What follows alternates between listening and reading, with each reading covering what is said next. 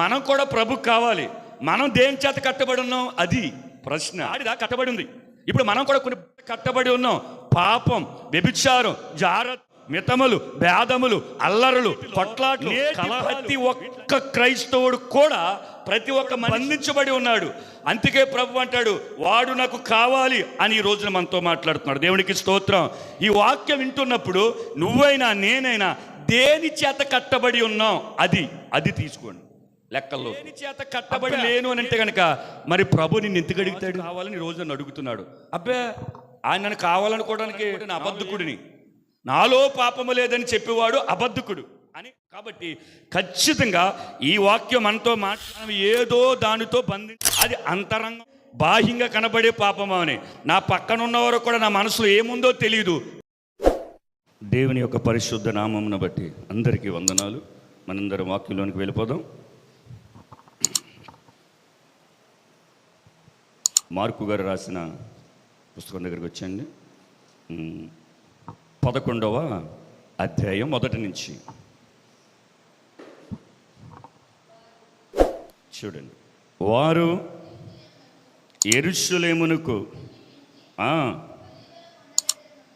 ఒలీవల కొండ దగ్గరనున్న బెత్ఫగే, బేతనీ అను గ్రామములకు వచ్చినప్పుడు ఆయన తన శిష్యులలో ఇద్దరిని చూచి, మీ ఎదుటనున్న గ్రామమునకు వెళ్ళుడి, అందులో మీరు ప్రవేశింపగానే కట్టబడి ఉన్న ఒక గాడిద పిల్ల కనబడును, దాని మీద ఏ మనుష్యుడును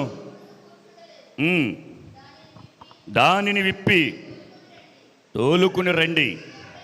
ఎవడైనను మీరెందుకు ఎలాగూ చేయుచున్నారని మిమ్మును అడిగిన ఎడల, చూడండి అక్కడ జాగ్రత్తగా చూడను, అది ప్రభువునకు కావలసి ఉన్నదని చెప్పిడి. దేవునికి స్తోత్రం, హల్లెలూయా. తక్షణమే అతడు దానిని ఇక్కడికి తోలి పంపునని వారితో చెప్పాను. నాకు చూడండి, యేసు ప్రభుల వారు ఒక ప్రాంతం వచ్చాడు. ఎక్కడికి వచ్చాడంటే యెరూషలేముకు సమీపంగా ఉన్న ఒలీవ కొండ దగ్గరికి వచ్చాడు. అర్థమైందా? అంటే యెరూషలేమునకు ఒలీవ కొండ ఒక 12 మైళ్ళలో ఉంటుందంట. అయితే ఆ దగ్గర రెండు పట్టణాలు ఉన్నాయి. ఏంటంటే 2 పట్టణాలు, 2 గ్రామాలు, అవి జంట గ్రామాలు అనమాట. బెత్ఫగే, బేతనియా అను గ్రామానికి వచ్చినప్పుడు ఆయన తన శిష్యులు ఇద్దరిని చూసి ఏమంటాడంటే, మీరు మీ ఎదుట ఉన్న ఆ గ్రామంలోనికి వెళ్ళి ఏంటి, ఒక గాడిద, కొంతమంది సువార్తకు గాడిద పిల్ల అని ఉంటుంది, ఓకేనా? దానిని మీరు విప్పండి, దాన్ని విప్పుకొచ్చేయండి. చూడండి, అడిగి ఇప్పమన్నాడా? ఇప్పమనేటప్పుడు ఎవరిని వచ్చి అడుగుతారన్నాడా? చెప్పండి, అక్కడ చదువారు కదమ్మా. అయ్యో, కట్టబడి ఉన్న ఒక గాడిద పిల్ల మీకు కనబడును, దాని మీద ఏ మనుషుడు ఎప్పుడు కూర్చుండలేదు, దాన్ని విప్పి తీసుకొచ్చేయండి. విప్పేటప్పుడు యజమానుడు వచ్చి అడుగుతాడు. అది అర్థమైందా? ఇప్పుడు ఏదైనా వస్తువు కావాలనుకో, నా దగ్గరకు వచ్చి అది నేను పట్టుకెళ్తానని చెప్పి పట్టుకెళ్ళాలి మీరు. కానీ మీరు ముందు పట్టుకెళ్ళిపోతున్నారంటే అప్పుడే ఎక్కడ కట్టుకెళ్తాను అడిగితే అప్పుడు నువ్వు సరైన సమాధానం చెప్పాలి. ఏమని? మీ నాన్న తెమ్మన్నాడని చెప్తే ఓకే, మా నాన్నే కదా అది. అంటే అది అవసరం మా తండ్రికి. ఇప్పుడు వీళ్ళు ఇప్పేస్తున్నారు వెళ్ళి, అప్పుడు యజమానుడు వచ్చి అడుగుతాడు, ఏంటి మీరు ఇప్పేస్తున్నారంటే ఇది ఎవరికి కావాలి? ప్రభువును కావాలి. దేవునికి స్తోత్రం. ఇది ప్రభువునికి కావాలి అని చెప్పగానే అతడే విప్పేసి జాగ్రత్తగా పట్టుకెళ్ళండి అని చెప్తాడంట. దేవునికి స్తోత్రం. మన వాక్య భాగ అంశం ఏంటో తెలుసా? ప్రభువుకి కావలసింది ఏంటి? అది ప్రభుకి ఏం కావాలి? మనము కావాలి. దేవునికి స్తోత్రం. ఆయన మన హృదయమైన ఆలయములు ఉండడానికి ఇష్టపడుతున్న దేవుడు. కానీ ఈ రోజున చాలా చాలా చాలా చోట్ల, లేదంటే కొన్ని పరిస్థితుల మధ్యన దేవుడికంట డబ్బు కావాలి, దేవుడికి అది కావాలి, ఇది కావాలండి. అదేమి కాదు. ఒక వ్యక్తితో చెప్పవలసింది ఏంటో చెప్పనా? నీ డబ్బు దేవుడికి అవసరం లేదు. అర్థమైందా? నీ పదవి దేవుడికి అవసరం లేదు. నీ అందము, నీకున్న టాలెంటు, నీకున్న సర్టిఫికెట్లు ఇవేమి దేవుడికి అవసరం లేదురా బాబు, నువ్వే దేవుడికి కావాలి. దేవునికి స్తోత్రం. ఇది చెప్పాలి, ఇది చెప్పగలగాలి. ఇదిరా బాబు దేవుడికి కావాల్సింది. నేను దేవుడి కొరకు ఏదైనా చేస్తాను, కానీ ఆయన మందిరానికి రాను అని అనుకుంటారు కొంతమంది, రారు కూడా. అటువంటి వాళ్ళతో ఏం చెప్పాలి చెప్పనా? ఇప్పుడు నేనున్నాను, ఒకవేళ మీలో ఎవరైనా మందిరానికి రాను, కానీ మందిరానికి ఏం కావాలి? అన్నీ చేసేస్తాను.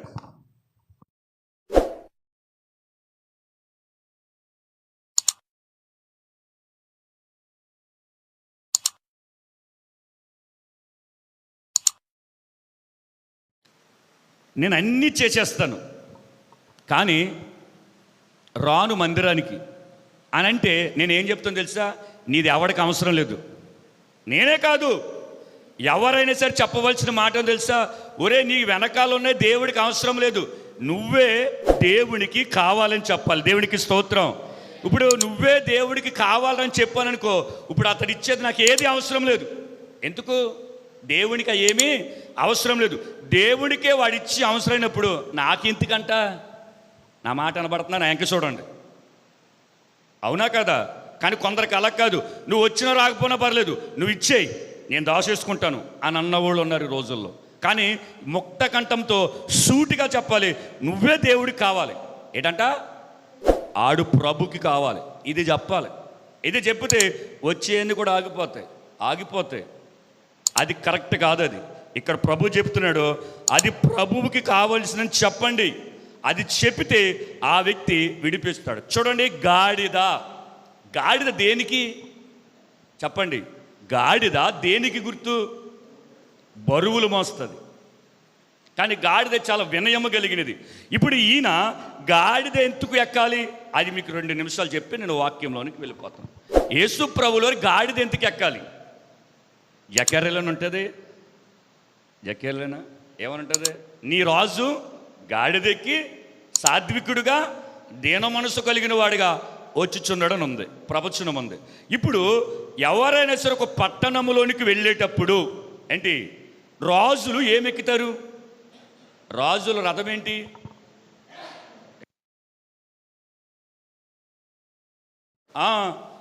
గుర్రం.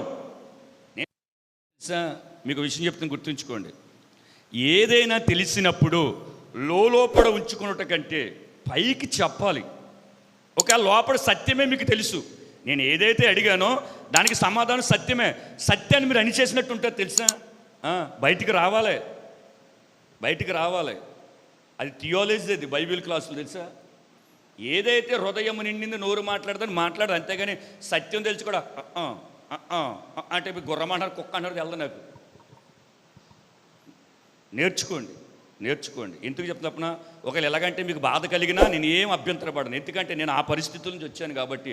రేపు అన్న రోజున ఏంటి తిడతమే కాదు, చంపేసే రోజులు వచ్చినాయి. అప్పుడేం తట్టుకోగలుగుతారా మీరు? చెప్తాను ముందు వాక్యంలో. చూడండి, ఇప్పుడు రాజు దేని మీద వస్తాడు? గుర్రం మీద వస్తాడు. గుర్రము ఒక రాజు వస్తున్నాడంటే గుర్రం మీద వస్తాడు. కానీ ఈ రోజు గుర్రం మీద వెళ్ళేవాడు కాదు. ఎందుకంటే ఒక వ్యక్తి గుర్రం మీద వస్తున్నాడంటే యుద్ధానికి వస్తున్నాడని అర్థం, లేదా పట్టణాన్ని స్వాధీనం చేసుకుంటూ వస్తున్నాడని అర్థం. యుద్ధంలో వాడు మనం ఓడించడానికి వస్తున్నాడని అర్థం. కానీ ఈరోజు గాడిదెక్కి ఎందుకు వస్తున్నాడు చెప్పనా? యుద్ధం కోసం కాదు, సమాధానం కోసం వస్తున్నాడు. దేవునికి స్తోత్రం. గాడిద మీద వచ్చేవాడు యుద్ధం చేయడు. గాడిద దేన మనస్సుకు సాదృశ్యం. గాడిద రంకిలేస్తుంది.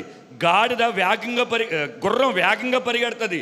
గుర్రం యుద్ధంలో పాల్గొంటుంది. కానీ గుర్రాన్ని ఎన్నుకోకుండా ఈ మహారాజు గాడిదని ఎందుకు ఎన్నుకున్నాడంటే ఆయన దేన మనస్సు కలిగి సాత్వికుడిగా ఆ యెరూషలేము పట్టణంలో ఉన్న వారందరితో సమాధానం కలగటానికి వస్తున్నాడు. దేవునికి స్తోత్రం. అయితే ఆ గాడిద ఎవరు అంటే ఒక విధంగా చెప్పాలంటే మనమే. కొంతమంది గాడిద కొడక అంటారు, గుర్తుందా? తిడతారు. అంటే గాడిద స్వభావం మనకి, మనిషి స్వభావం మనకి ఇంచుమించు దగ్గరగా ఉంటాయి. ఎందుకంటే ఒక్కొక్కడు నిద్ర లేకపోతే ఏంట్రా గాడిదలా పడుకున్నావో, గాడిదలాగా నడుస్తున్నావో అని అంటూ ఉంటారు. పోలుకుంది. అయితే అక్కడ గాడిద కట్టబడి ఉంది. అది ప్రభుకు కావాలి. మనం కూడా ప్రభుకు కావాలి. మనం దేని చేత కట్టబడి ఉన్నాం? అది ప్రశ్న. గాడిద కట్టబడి ఉంది. ఇప్పుడు మనం కూడా కొన్ని కట్ల చేత కట్టబడి ఉన్నాం. పాపం, వ్యభిచారం, జారత్వం, దొంగతనం, మితములు, భేదములు, అల్లరులు, కొట్లాట్లు, కలహాలు, వీటిలన్నిటిలో నేటి ప్రతి ఒక్క ఒక్క క్రైస్తవుడు కూడా, ప్రతి ఒక్క మనిషి కూడా బంధించబడి ఉన్నాడు. అందుకే ప్రభు అంటాడు, వాడు నాకు కావాలి అని ఈ రోజున మనతో మాట్లాడుతున్నాడు. దేవునికి స్తోత్రం. ఈ వాక్యం వింటున్నప్పుడు నువ్వైనా నేనైనా దేని చేత కట్టబడి ఉన్నాం అది తీసుకోండి లెక్కల్లోకి. అబ్బా నేను దేని చేత కట్టబడి లేను అని అంటే కనుక మరి ప్రభు నిన్ను ఎందుకు అడుగుతాడు? నాకు రాజు కావాలని రోజు నన్ను అడుగుతున్నాడు. అబ్బా ఆయన నన్ను కావాలనుకోవడానికి నాలో ఏముందో లోపం అనుకుంటే నా అబద్ధకుడిని, నాలో పాపము లేదని చెప్పేవాడు అబద్ధకుడు అని యోహాను సువార్తలో ఉందా లేదా?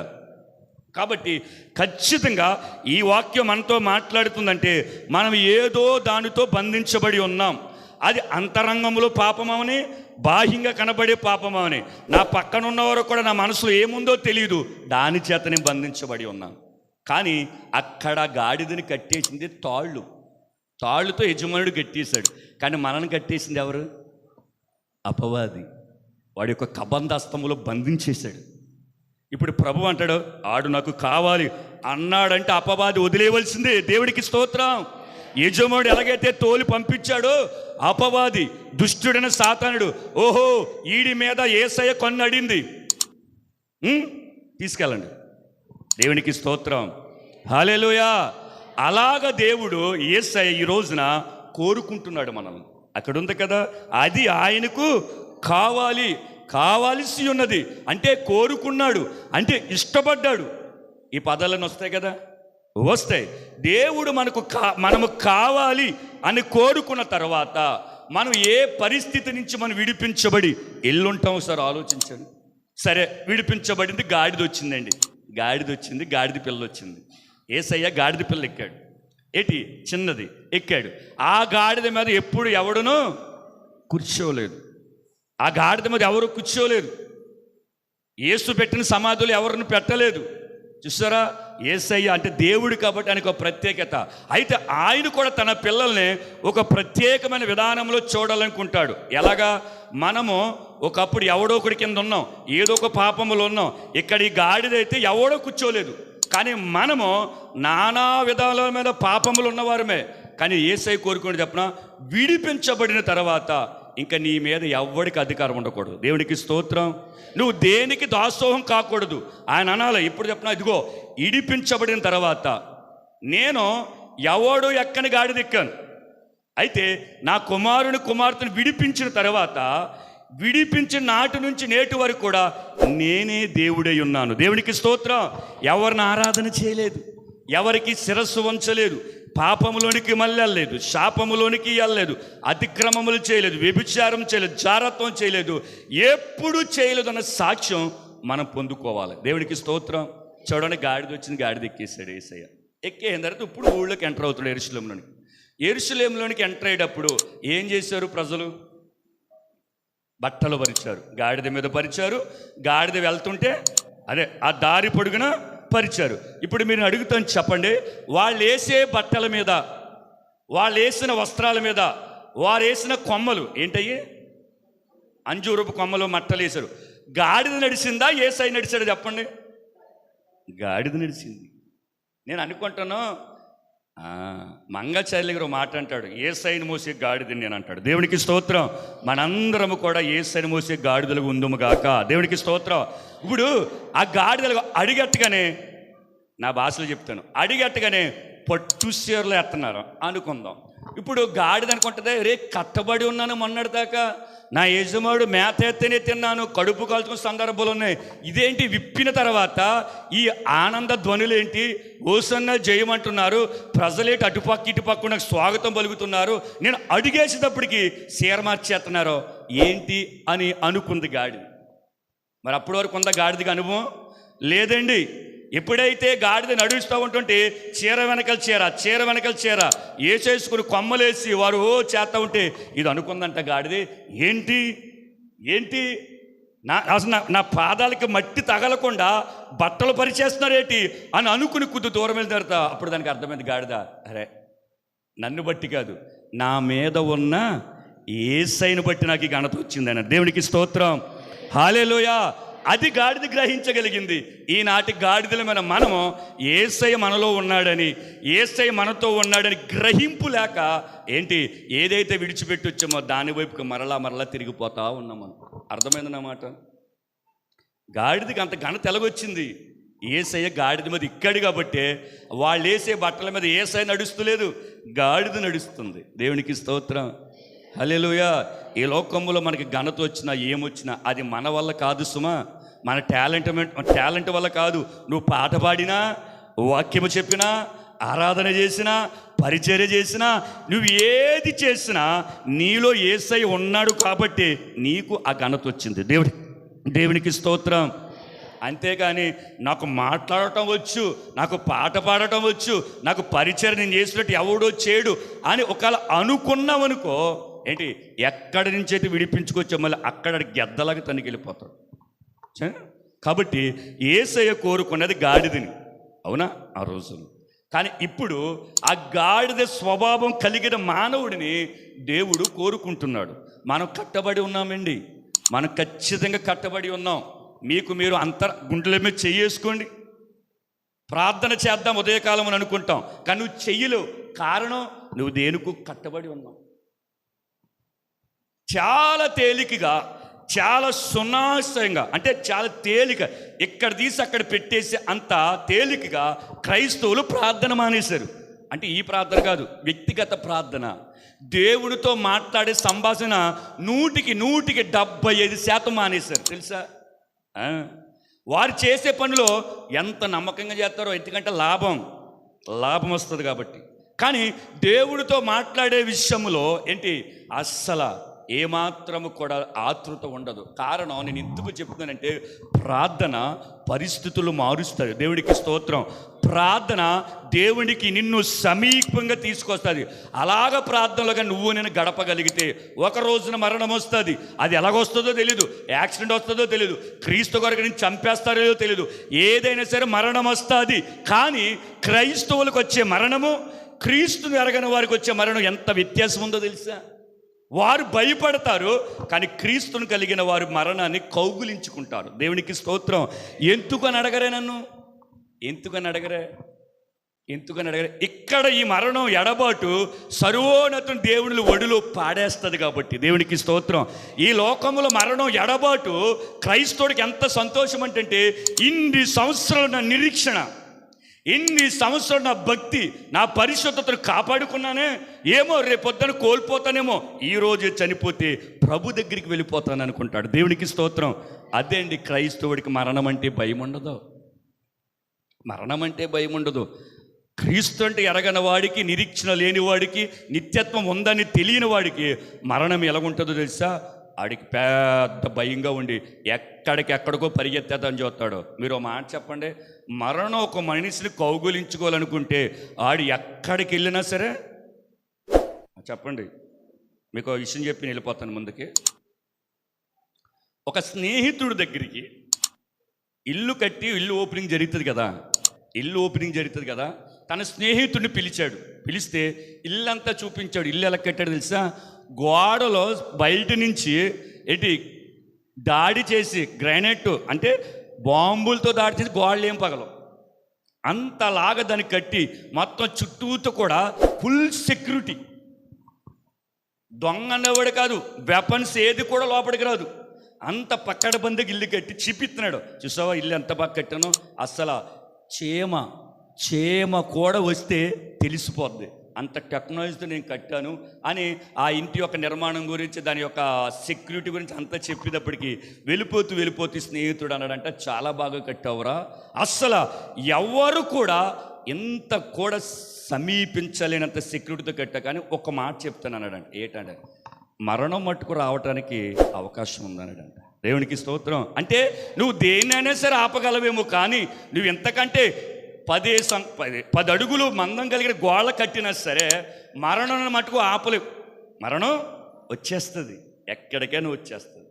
కాబట్టి క్రైస్తవుడికి ఆ మరణము క్రీస్తుని అత్యంత సమీపంగా చేసేసి మళ్ళీ 1 సంవత్సరమా, 2 సంవత్సరాలా, 3 సంవత్సరాలు కాదండి, కాదు, యుగాలు కోట్ల కోట్ల అంతులేని సంవత్సరాలు నీ దేవుడితో, నీ రాజుతో, నీ తండ్రితో నివాసం చేయగలిగే శుభదినం అది. దేవునికి స్తోత్రం.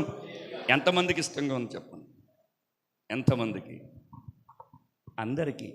అంటే మీరు చెప్పకపోయినా సరే నేను గ్రహించగలను. చెప్పిన వాక్యం హృదయంలో పెట్టుకుని క్రీస్తు కొరకే బ్రతకాలనుకున్న వారి తృష్ణ ఎలాగుంటుందో చెప్పిన. ఇప్పుడు మన పక్క దేశం వెళ్ళామనుకోండి, ఎక్కడికి రావాలనిపిస్తుంది? అయ్య బాబు ఏదోలాగా మా దేశం వెళ్ళిపోవాలని.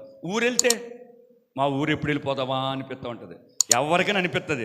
అలాగా మన అసలైన నివాసం, మనకి సుస్థిరమైనది, స్థిరమైనది మనం ఎక్కడి నుంచి వచ్చామంటే అక్కడి నుండి వచ్చాం.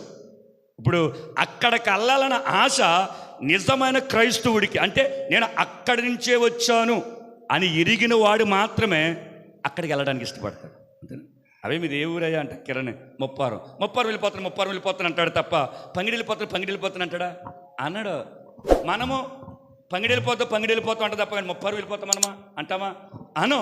నేను చెప్పేది ఏంటి చెప్పినా, నువ్వు నిజముగా క్రీస్తును కలిగితే, నేను అక్కడి నుంచే వచ్చాను, నా రాజ్యం అది, నా స్వదేశం అది, నేను పరదేశిని, నేను అక్కడ వాడినని ఏ క్రైస్తవుడైతే హృదయములో జీర్ణించుకుని బ్రతుకుతాడో ఆడికుండే ఆశడు తెలుసా, అక్కడికి వెళ్ళిపోదాం అనుకుంటాడు. దేవునికి స్తోత్రం. అర్థమైందన్నమాట. అక్కడికి వెళ్ళిపోదాం అనుకుంటాడు, ఇంకెక్కడికి వెళ్ళాలనిపించదు. అటువంటి తృష్ణ కలిగిన వారు దేవుడు కావాలనుకుంటున్నాడు. దేవునికి స్తోత్రం. హల్లెలూయా. అటువంటి తృష్ణ నీకు లేకపోయినా ఆయన పిలిచి, ఆయన రప్పించుకొని, ఆయన బోధ చేసి, ఆయన ఒప్పింపజేసి, ఆయన నచ్చజెప్పుకొని, ఆయన బోధ చేసుకుని ఏంటి మనల్ని సర్వసత్యములకి నడిపించడానికి పరిశుద్ధాత్మ దేవుడు మనకు ఉంచాడు. దేవునికి స్తోత్రం. హల్లెలూయా. చూడండి, ఆయనకు కావలసినది చాలామంది ఏం కోరుకుంటారు చూడండి. ఆయన పరిశుద్ధ గ్రంథంలో ఒక వ్యక్తిని కోరుకున్నాడు, అది మనకి తెలిసిందే, దావీదుని కోరుకున్నాడు. ఆ కోరుకునే విధానం ఎలాగొంటుందో మీకు చూపిస్తాను చూడండి, మీకు తెలిసినదే. చూడండి, మొదటి సమూయేలు గ్రంథం 16వ అధ్యాయంలోనికి రండి. 9వ వచనం కాడిని చదువుదాం. మొదటి సమూయేలు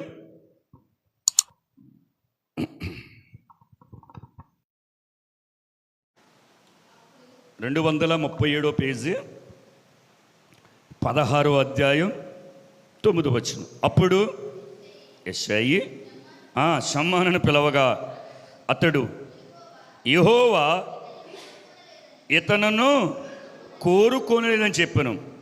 చెప్పారు. యెషయి తన 7 కుమారులను సమూయేలు ఎదుటకు పిలవగా సమూయేలు, యెహోవా వీరిని కోరుకోనలేదని చెప్పి ఇక్కడ ఉన్నాడా అని చెప్పాను. కడసారి వాడు ఉన్నాడు. అయితే చూడండి, దేవుడు సమూయేలుని పంపించాడు. ఎందుకు పంపించాడు? నాకు కావాల్సింది అక్కడ ఉందని చెప్పడం. మూలవాక్యాన్ని గుర్తుంచుకోండి. ఇది ఇప్పుడు సమూయేలు గురించి అన్నీ మనం విన్నాయా, కానీ ఇక్కడ వాక్యానికి లింక్ చేయండి. ఇప్పుడు సమూయేలుని దేవుడు అక్కడ ఎందుకు పంపించాడు? దేవునికి కావలసిన ఉంది, పోయి తీసుకురని చెప్పడానికి. దేవునికి స్తోత్రం. అది దావీదు దేవుడు కావాలని చెప్పు అన్నమాట. వెళ్ళాడండి. వెళితే చూస్తున్నాడు. అయితే సమూయేలు దీర్ఘదర్శి, ప్రవక్త ఏంటి, ఆయనకి 3 బిరుదులు ఉన్నాయి. అయినా చూడండి, ఒక్కొక్కడు వచ్చేస్తుంటే ఇతడేనా అనేస్తున్నాడు. కానీ దేవుడికి తెలుసు ఏది కావాలో. ఇప్పుడు అక్కడ కట్టబడిన గాడిది ఎక్కడో పట్టణంలోనూ కూడా రాలేని యేసయ్యకి తెలిసింది. ఇప్పుడు సమూయేలు ఇతడా అంటే కూర్చో, కాసేపు కూర్చో, కంగారు పడకో, కూర్చో అంటే ఒక్కొక్కరిని పిలుస్తూ ఉంటుంటే దేవుణ్ణి అడుగుతున్నాడు. కాదు, ఇతడు కాదు. ఏమన్నాడు? నేను కోరుకునేది ఇతడు కాదు అయిపోయింది.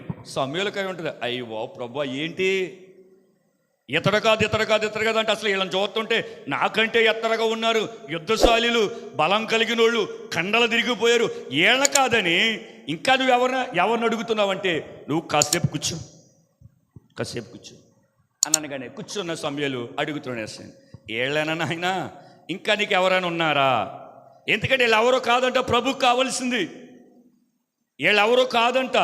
నాకేమో ఏళ్ళు అనిపిస్తుంది. మన మనుషులం కదా, మనకి ఏం పెద్దో చెప్పనా, ఆ వ్యక్తి ప్రార్థన చేయగానే వా దేవునికి ఇష్టమైన బిడ్డాను, కానీ ఆ వ్యక్తిగత జీవితం చూడాలి. వెళ్ళి భాషలు మాట్లాడితే పరిశుద్ధాత్ముడు వచ్చేసాడు అనుకుంటాం. నేను చూశాను స్టేజ్ వెనక సుట్లగా జీవులు చూశాను నేను. మోసపోతాం, మనం మోసపోతాం. మనుషుడు బాగా ప్రసంగం చేస్తూ ఉంటుంటే అబ్బా సూపర్ అనుకుంటాం, ఆడి జీవితం చూడాలి వెనక్కి వెళ్ళి, అప్పుడు తెలుస్తుంది మనం మోసపోయాము. కానీ దేవుడు అలా కాదు. చూశాడు చూశాడు చూశాడు, ఇంక ఈయన అన్నాడు ఇంకెవరైనా ఉన్నారంటే ఉన్నాడండి, ఒక్కడున్నాడు. ఆడు ఎందుకు పనికిరాడని. అర్థమైందా? ఎందుకు పనికిరాడని వాడిని గొర్రెల దగ్గర పెట్టాను. గొర్రెలు ఆ రోజులు ఎవరు కాసేవారు అనుకున్నారో మీరు గమనించండి. తనకున్న అన్నలు 7 అనుకుంటా, వాళ్ళు చక్కగా యుద్ధం నేర్చుకున్నారు. కత్తి పట్టడం తెలుసు, డాలు పట్టడం తెలుసు, మనిషిని చంపడం తెలుసు. అటువంటి ఆ యుద్ధ నేర్పరి అంటే వారికి బైబిల్ క్లాసులు పంపించాడు, కానీ ఈ దావీదుని గొర్రెల సాలకు పంపించాడు. అర్థమైందా? కానీ దావీదే దేవుడికి కావలసి వచ్చింది, అందుకే కూర్చోమన్నాడు, పిలిచాడు, వచ్చాడు. రాగానే దేవుడి యొక్క ఆతృత చూడండి ఎలాగుందో. ఇప్పుడు ఇతడ కాదు అని అన్నాడు. ఎప్పుడైతే దావీదు వచ్చాడో సమూయేలు ఇతనా అని అడిగాడు. దావీదు వచ్చేప్పటికి అడగలేదు. ఎందుకంటే కురుసుగా ఉంటాడో పెద్ద ఏమి ఆ మాసిపోయిన బట్టలను ఇలా మౌనంగా చూస్తున్నాడు. ఇంకా దావీదు వెంటనే దేవుడిగో ఇతడే నేను కోరుకున్నవాడని చెప్పాడు. దేవునికి స్తోత్రం. చదవండి అది ఆ 12 గడి చదవండి.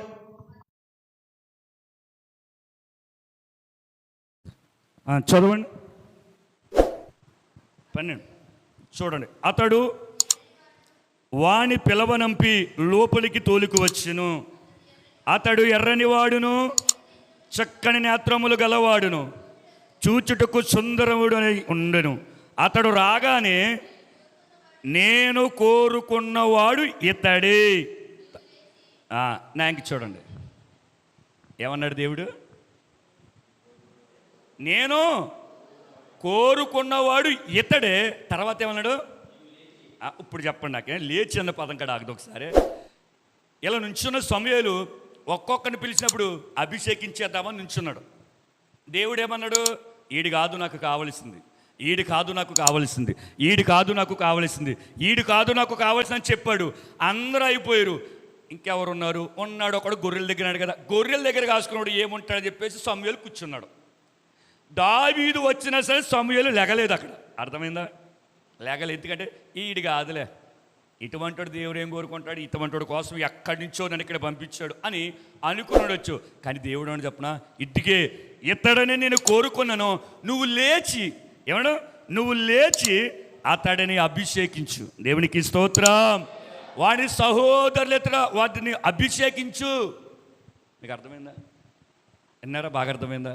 అంటే నిర్లక్ష్యంగా కూర్చున్నాడు అనుకోండి. సమూయేలు లేచి ఇంక ఇప్పుడుదా కూర్చున్నా కదా, లేగు ఇతడు నాకు కావాలి, ఇతడు నువ్వు లేచి వారి సహోదరులు ఎదుట అభిషేకించు అన్నాడు. దేవునికి స్తోత్రం. హల్లెలూయా.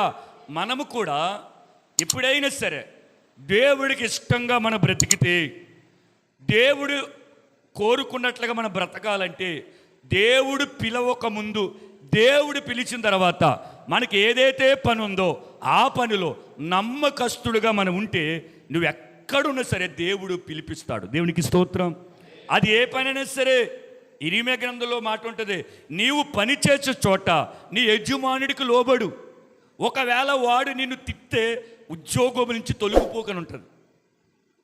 ఎందుకంటే వాడు నిన్ను ఏలువాడు. ప్రభువా నన్ను తిట్టాడు అందుకే ఉద్యోగం మానేశానంటే, ఒరే పెచ్చోడా, నీకు వాడిని యజమానిగా పెట్టిందే నేను, వాడికి అధికారం ఇచ్చిందే నేను. నువ్వు ఒక అధికారికి లోబడలేదంటే, నీ పైన ఉన్న అధికారికి లోబడలేదు, యజమానికి లోబడలేదంటే, పరమ యజమాను నాకు నువ్వెలా లోబడతావు అని దేవుడు డిలే చేసేస్తాడు మనం. అందుకే మనం పనిచేసే చోట ఎప్పుడు కూడా ఆ వ్యక్తి గురించి తప్పుగా మాట్లాడడం కానీ, పక్క వారి దగ్గర చెప్పడం కానీ చేస్తే నీ పరమ యజమానుని కించపరిచినట్లు లెక్క. గుర్తుంచుకోండి. ఒకవేళ తిట్టినా అస్సలు మన ఉద్యోగం తొలగిపోకూడదు.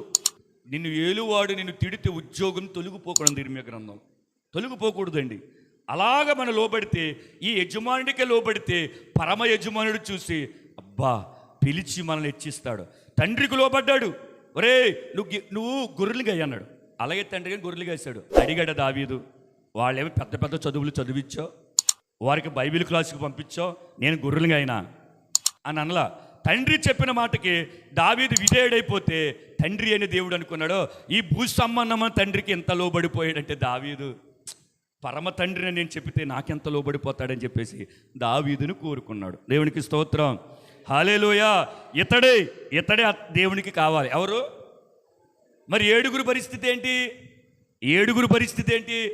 యుద్ధం జరుగుతుంటే గుడారంలోని అష్టసెమట ఆడుకుంటున్నారు అన్నమాట, నా భాషలో చెప్పాలంటే. ఇతడే నాకు కావలసిందని కోరుకున్న దావీదు క్యారేజీలు పట్టుకెళ్తే అన్నకే గొల్లియాతును దెబ్బకి చంపి మెడ తల వేరు చేసేసాడు. ఇతడే దేవుడికి కావలసింది. దేవునికి స్తోత్రం. ఎందుకో తెలుసా? ఒక రోజున ఇశ్రాయేలులో నా నామము దూషించబడుతుంది. అప్పుడు ఇశ్రాయేలు ఏం చేయలేరు, వింటారు. యెహోవా నామము పేరట ఎన్నో అద్భుతాలు చూశారు. అయినా కానీ ఒక అన్యుడు గొల్లియాతు యెహోవా ప్రజలను యెహోవా నామాన్ని దూషిస్తూ ఉంటుంటే వీళ్ళందరూ కూడా చక్కగా వింటారు, తింటారు, పడుకుంటారు. అర్థమైందా? గొల్లియాతు తిడతా ఉంటుంటే వింటారు, తింటారు, పడుకుంటున్నారు. కానీ దేవుడు కోరుకున్న దావీదు ఆ సమయానికి అక్కడ వస్తే ఎప్పుడైతే చెవిని పడిందో ఏమంటాడు? సున్నతి లేని ఫిలిష్తీయుడు దేవుడి ప్రజలని నా దేవుడు నామాన్ని దూషిస్తాడా? ఇప్పుడే వీని చంపేసి ఆకాశ పక్షులకి వేసేస్తానన్నాడు. ఎవరండి? ఎవరు? దేవుడు కోరుకున్న దావీదు. యుద్ధం తెలుసా? కత్తి పట్టుకోవడం తెలుసా? డాలు పట్టుకోవడం తెలుసా? ఏమీ తెలీదు. ఒక కర్రోడు పట్టుకుని, ఒక దుడ్డు కర్ర, ఒక దండం పట్టుకుని ఆ గాఢంధకారపు లోయల్లోనే పోయి మేకలు మేపుకుంటూ ఉండేవాడు. అవునా కదా? కానీ ఎప్పుడైతే ఆ నామము దూషించబడుతుందో అక్కడ దావీదు నిలబెట్టడానికి అప్పుడు దేవుడు దావీదును కోరుకున్నాడు. దేవునికి స్తోత్రం. ఈరోజు నిన్ను నన్ను కోరుకున్నాడంటే, నిన్ను నన్ను దేవుడి సన్నిధికి నడిపించాడంటే, ఆయన సన్నిధానంలో ఉండడానికి నీకు సమయం ఇచ్చాడంటే నా నుంచి ఏం కోరుకున్నాడు తెలుసేనా? ఏం కోరుకున్నాడు తెలుసా? ఎక్కడ కూడా నా నామము నీ వల్ల అపవిత్రపరచబడకూడదు. దేవుడికి స్తోత్రం. ఘనహీనపరచబడకూడదు, తగ్గించబడకూడదు, హెచ్చించబడాలి. అందుకే నిన్ను నన్ను కోరుకున్నాడు. చెప్పండి, చాలా తేలికగా మనకి ఇష్టమైన వ్యక్తులు మనతో ఉంటే దేవుడు నన్ను కోరుకున్నాడు కదా అని మనం మర్చిపోయి మనకు వచ్చినట్టు మాట్లాడేస్తాం.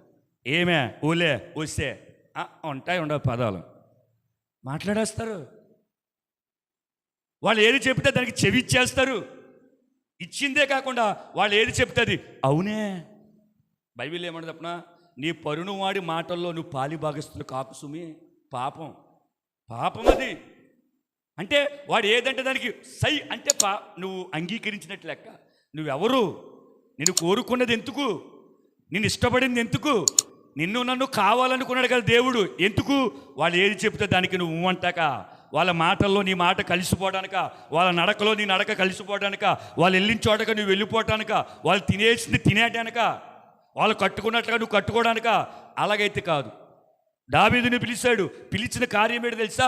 ఒక రోజున నా నామము దూషించబడుతూ ఉంటుంటే సమూయేలు వీళ్ళందరినీ అభిషేకించానా అని అన్నావు కదా.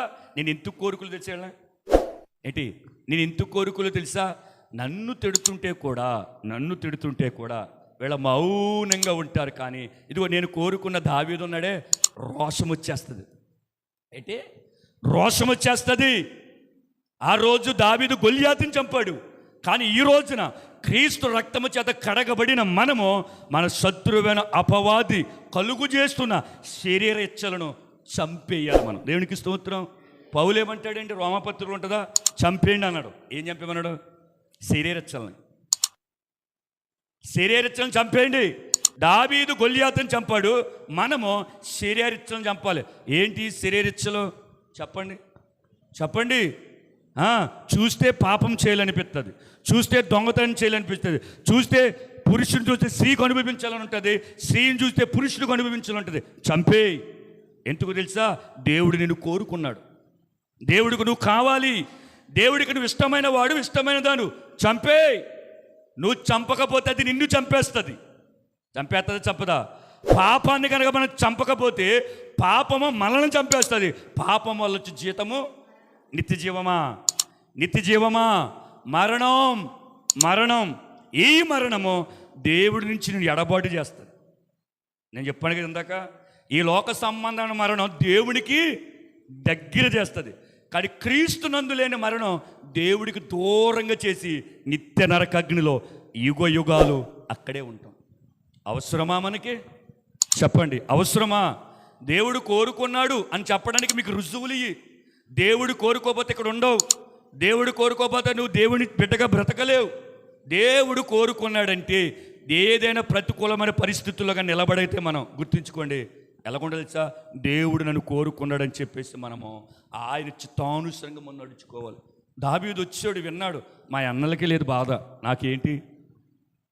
మా నాన్న నన్ను ట్రైనింగ్ ఇవ్వలేదు, నాకేంటి? నాకు ఈ కత్తి పట్టుకుంటూ రాదు, నాకేంటి అని జున్ను గడ్డలు ఇచ్చేసి కులాసాలు అడిగేసి వెళ్ళిపోయేవాడు. కానీ వెళ్ళలా. దావీదుకు గుర్తొచ్చింది, ఎక్కడో ఎక్కడో గొర్రెలు కాసుకుంటున్న నన్ను, నా అన్నలను కాదని, నా తండ్రిని కాదని, మా ఊళ్ళో బలవంతులు చాలామంది ఉన్నారు, అందగాళ్ళు చాలామంది ఉన్నారు, ఎత్తరైన వాళ్ళు చాలామంది ఉన్నారు, అటువంటి వాళ్ళందరినీ కాదని ఎక్కడో ఒకరోజు ఇంటి నుంచి వెళ్ళిపోయిన గొర్రెలు మేపుకోవడానికి తిరిగి రావడానికి బోల్ సమయం పడుతుంది. అటువంటి నన్ను పనిగట్టుకుని, గుర్తుంచుకోండి, పనిగట్టుకుని ఎవరు? దేవుడు. దేవుడు పనిగట్టుకుని సమూయేలు అక్కడ కూర్చోబెట్టి సమూయేలు పక్కన దేవుడు ఉండి దావీదు వచ్చేంత వరకు కూడా దేవుడు అక్కడే ఉన్నాడు. దేవుడికి స్తోత్రం. నమ్మితేనే అంటే చెప్పనా దావీదు అలా రాగానే సమూయేలు అంటే ఇప్పుడు మనం చూద్దాం, ఎలాగైనా చూద్దాం, ఒక్కోసారి మనం వచ్చిన చూడం, అవునా? చచ్చిపోతాం. ఇప్పుడు మనం గుమ్మంగాడికి కూర్చున్నా సరే మన పక్క నుంచి ఒక్కోసారి వెళ్ళిపోతుంటారు, మనకు కనిపెట్టలేం. ఎందుకంటే మనం ఇంక వేరే వేరే పని మీద ఉంటాం. కానీ దేవుడు గుమ్మం వైపే చూస్తున్నాడు. ఇదిగో నేను కోరుకున్నాడు వచ్చాడు, నువ్వు లేచి అభిషేకించని చెప్పింది మొట్టమొదటి ఎవరు? దేవుడే. అదే సమయంలోకి లేచి ప్రభా ఇతడేనని అడగలేదు. ఫస్ట్ ఏమడిగాడు? ఇతడేనా అడిగాడు. దావీదు రాగానే ఇతడేని అడగలేదు, దేవుడే చెప్పాడు, ఇతడే నేను కోరుకున్నవాడు, నువ్వు లేచి వాళ్ళ సహోదరులు ఎదుట అభిషేకించి అన్నాడు. దేవుడికి స్తోత్రం. ఆ కృతజ్ఞత గుర్తుంచుకున్నాడండి దావీదు. అరే నన్ను కోరుకున్నాడే నా దేవుడు, నన్ను ఇష్టపడ్డాడే, నా సహోదరులు ఎదుట నన్ను కనపరిచాడే, నా గ్రామం ఎదుట నన్ను కనపరిచాడే, నన్ను అభిషేకించాడే, నన్ను ఇష్టపడ్డాడే. అటువంటి నా దేవుడు నామం ఎవడో అసలు సున్నతి లేనుడు దూషిస్తుంటుంటే నేను తట్టుకోలేకపోతున్నానని చెప్పేసి ఏమాత్రం కూడా సరిజోడు కాడు.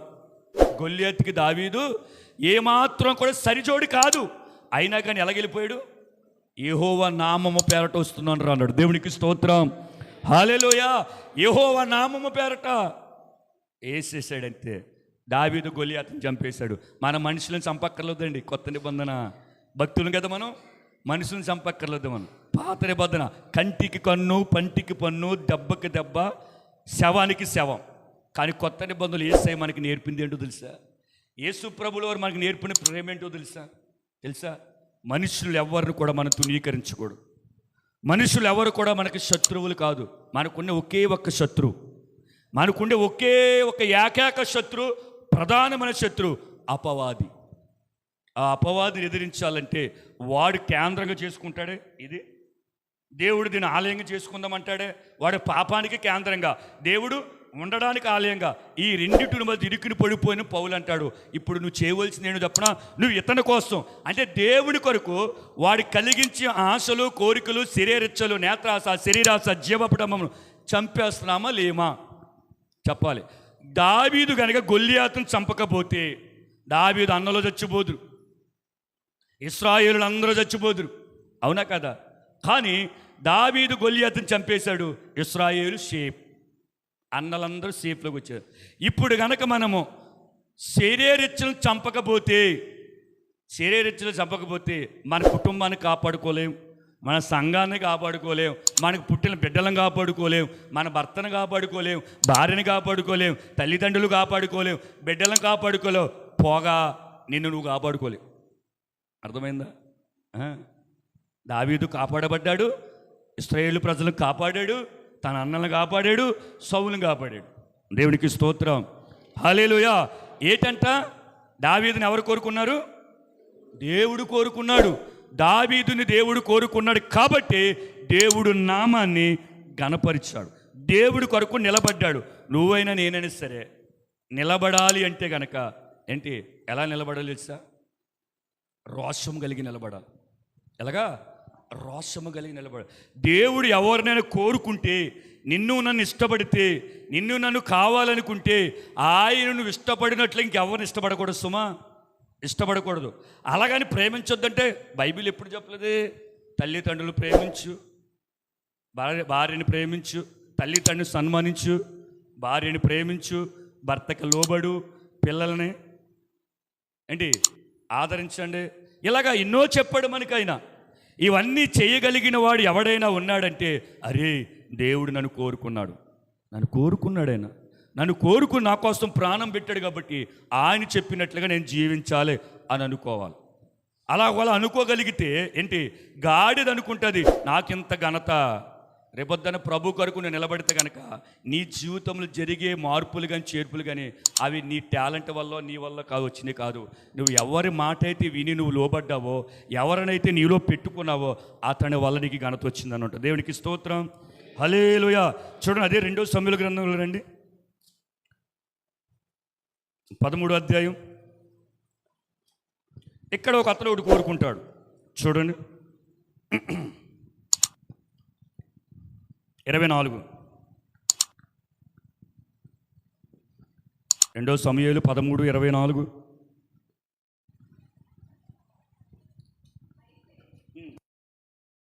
అయితే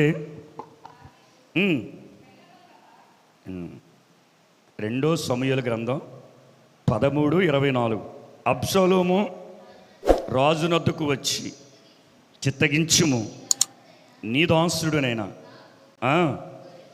గొర్రెబొచ్చు కత్తిరించు కాలం వచ్చును, రాజువైన నీవును నీ సేవకులు విందుకు రావాలను, నీ దాసుడైన నేను కోరుచున్నానని మనవి. నేను చెప్తాను, ఇంకెంతకి చదవవసరం లేదు. చూడండి, అబ్షాలోము ఎవరండి? మన ఇంటి పక్కన అబ్షాలోం కాదు. ఈ అబ్షాలోం ఎవరు? దావీదు కుమారుడు. దావీదును విందుకు పిలిచాడు, కోరుకున్నాడు. ఏంటి, నా తండ్రి వచ్చి మా ఇంటికి వచ్చి భోజనం చేస్తే చాలని కోరుకున్నాడు. దావీదు అన్నాడు, బాబు రానరా బాబు, నీకు ఖర్చు ఎక్కువైపోతుంది. ఏంటి, నేను వస్తే నాతో పాటు సైన్యం ఉంటుంది. ఎంతమంది ఉంటారు దావీదు చుట్టూరు? పరాక్రమశాలులు 600 మంది గిత్తీలు ఉంటారు. వాళ్ళందరూ నీకు భారం అయిపోతారు రా బాబు, నేను రాను అన్నాడు. అబ్షాలోము కోరుకున్నాడు. ఈ కోరుకునేలో ఎంత స్వార్థం ఉందో చూడండి. కానీ నా యేసయ్య కోరుకుంటే స్వార్థం ఉండదు. అయితే రానంటాడు కదా, రానంటే అంటాడు, సరే రాజా నువ్వు రాకపోతే అమ్నోను ఉన్నాడు కదా, అమ్నోను పంపించాను. ఎందుకు పంపాలి అని అడుగుతాడు దావీదు. పంపు, నువ్వు ఎలాగా రానంటున్నావు కదా, పంపించని. తీరా కోరుకున్నాడని దావీదు, అబ్షాలోము కోరుకున్నాడు. దావీదు అమ్నోను పంపితే వేసేసాడు. ఏం కోరుకున్నాడు తెలుసా? అమ్నోను ప్రాణాన్ని కోరుకున్నాడు ఈ వ్యక్తి అబ్షాలోము. అయితే అమ్నోను మంచోడా? కాదు. అమ్మాయికి అబ్షాలోము అమ్నోను మంచోడు కాదు.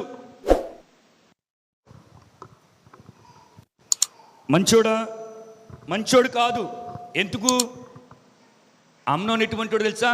సొంత చెల్లి అంటే అబ్షాలోముకి చెల్లి అవుతుంది, ఇతడు కూడా చెల్లె. వీళ్ళందరూ తల్లులు ఉపపత్రులు పిల్లలు కదా. అయితే తామారుని పాడు చేసేస్తాడు.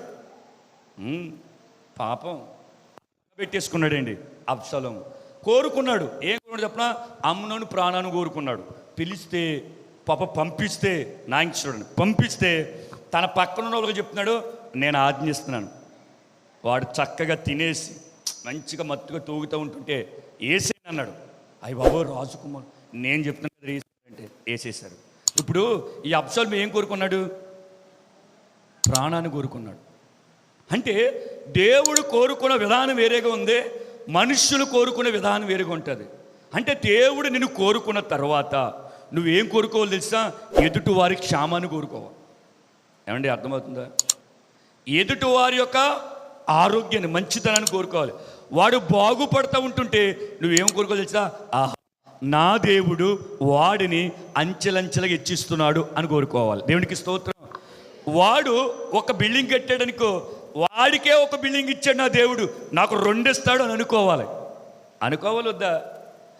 వాడికి బైక్ ఇచ్చాడనుకో, దేవానికి స్తోత్రాలు, వాడికే బైక్ ఇచ్చాడు, నేను నమ్ముకోలేనుడికి. నన్ను కోరుకున్నవాడు నువ్వు నాకెందుకు ఇవ్వో అని మన మంచి మనసు కలిగి ఉండదు. అలాగుండదు. ఏమన్నా చెప్పనా, ఆడి కొనేస్తున్నాడు, వాడు నాశనం అయిపోవాలి, వాడు కొనేసుకున్నాడు, బాగుపడిపోతున్నాడు, ఇల్లు మీద ఇల్లు కట్టేస్తున్నాడు, బండి మీద బండి కొనేస్తున్నాడు, మంచిగా బట్టలు వేసి తిరుగుతున్నాడు, ఎప్పుడు కూడా మా అదేంటి పస్తులో ఉన్నామన్న మాట రావట్లేదు అని కుళ్ళు ఉందనుకో, నేను అంటాను దేవుడు నిన్ను కోరుకోలేదు, అపవాదు కోరుకున్నాడు అర్థం. ఇతడు కోరుకున్న కోరిక బాగుంది, అన్న కావాలి, అమ్మను పంపించు అన్నాడు. పంపిస్తే నిర్దాక్షిణ్యంగా చంపేశాడు.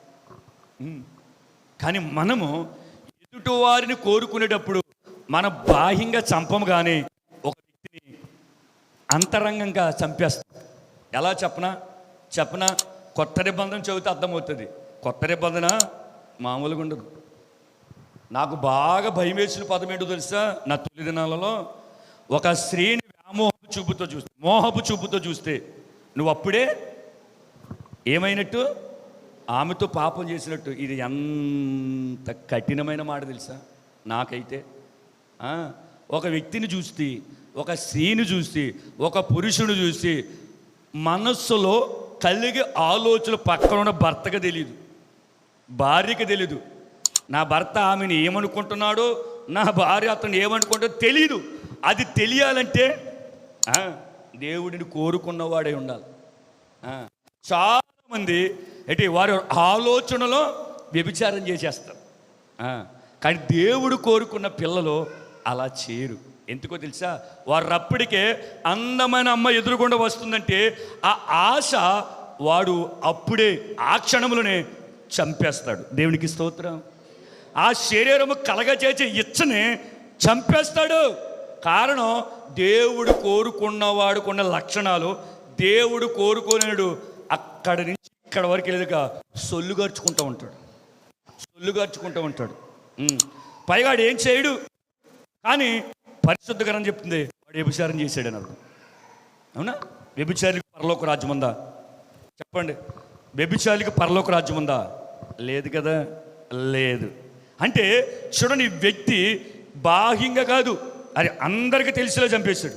కానీ నేటి క్రొత్త నిబంధనలో మనము అబ్షాలోము అయితే కత్తెట్టి చంపించేసాడు, కానీ మనము కత్తి ఘాటు వంటి మాటలతో చంపేస్తున్నాం మనుషుల్ని. సామెతల్లో మాట ఉంటుంది, కత్తి ఘాటు వంటి మాటలు. క్రైస్తవులు మాట్లాడకూడదండి. నువ్వు చచ్చిపో.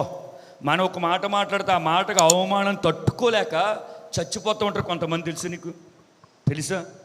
ఎదుటివారు మాట్లాడే మాటలకు, ఎదుటివారు వేసే నిందలకు కుటుంబాలు చచ్చిపోతున్నాయి. కారణం కత్తిలాంటి మాటలు. అంటే మన బాహ్యంగా ఒక వ్యక్తిని చంపడం లేదు, కానీ అంతరంగంగా అంటే పరోక్షంగా ఒక వ్యక్తిని చంపేస్తున్నాం మనం.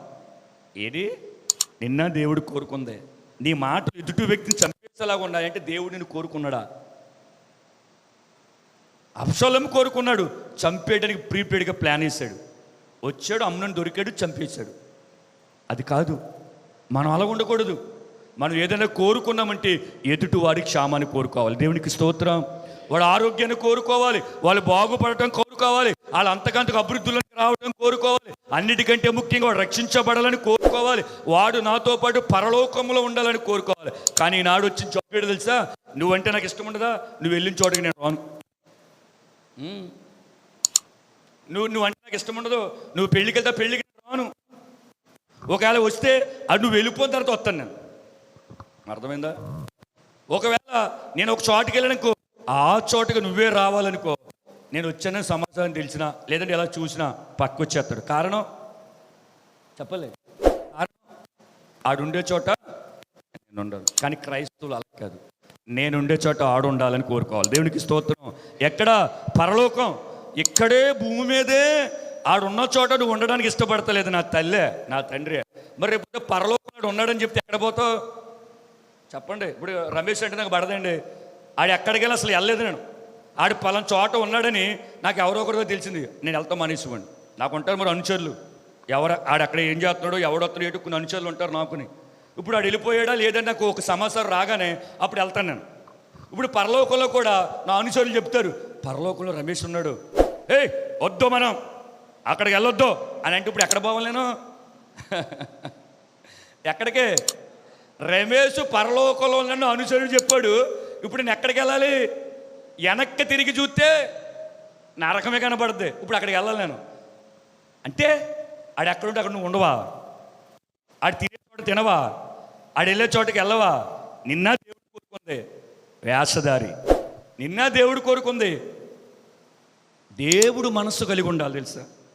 ఎక్కడో ఉన్న గొర్రెల కాపరి కోరుకున్న దేవుడు, ఎక్కడో కట్టబడి ఉన్న గాడిద కోరుకున్న దేవుడు, ఎక్కడో పాపము చేత అతిక్రమల చేత చచ్చిన వారమై ఉండగా మనల్ని పైకి లేపి కోరుకుంటే ఏంటి?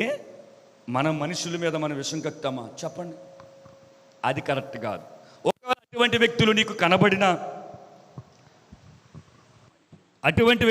కనబడినా అటువంటి మనసు నీకు నాకున్న ఒకే ఒక్కటి రాసేసుకోవటమే, దేవుడు నన్ను కోరుకోలేదు, కోరుకుంటే నా బుద్ధి ఇలా ఉండదని అనుకోవాలి. అర్థమైందా ఏంటి? చూడండి, సంఖ్యాకాండం చూడండి త్వరగా.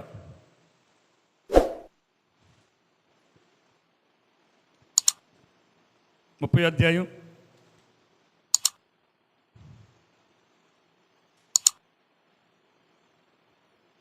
16లోకి రండి.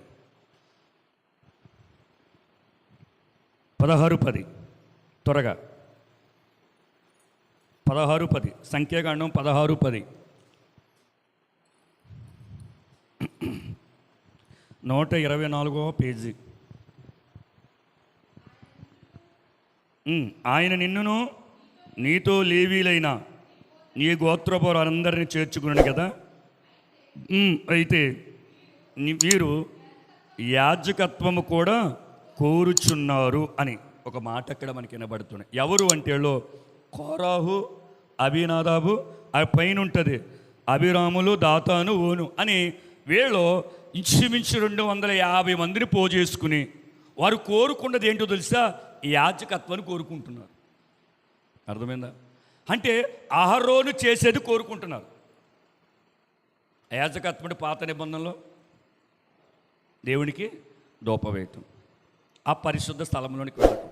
వీరు మీరే వెళ్ళాలా, మీరే చెయ్యాలా, మీరేనా దేవుడు మిమ్మల్ని పిలిచాడా, మమ్మల్ని పిల్లలేదా అని 250 మందిని పోగు చేసుకుని వీరు కోరుకుంటుంది ఏంటో తెలిసే యాజకత్వం.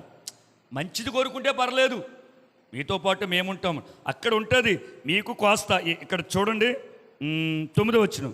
తన మందిరము సేవ చేయుటకు యెహోవా మిమ్మలను తన యొద్దకు చేర్చుకున్నటయు మీరు సమాజం ఎదుట నిలిచి వారు చేయవలసిన సేవ చేయునట్లు ఇశ్రాయేలు దేవుడు ఇశ్రాయేలు సమాజం నుంచి మిమ్మల్ని వేరుపరచుట మీకు అల్పంగా కనబడిందా?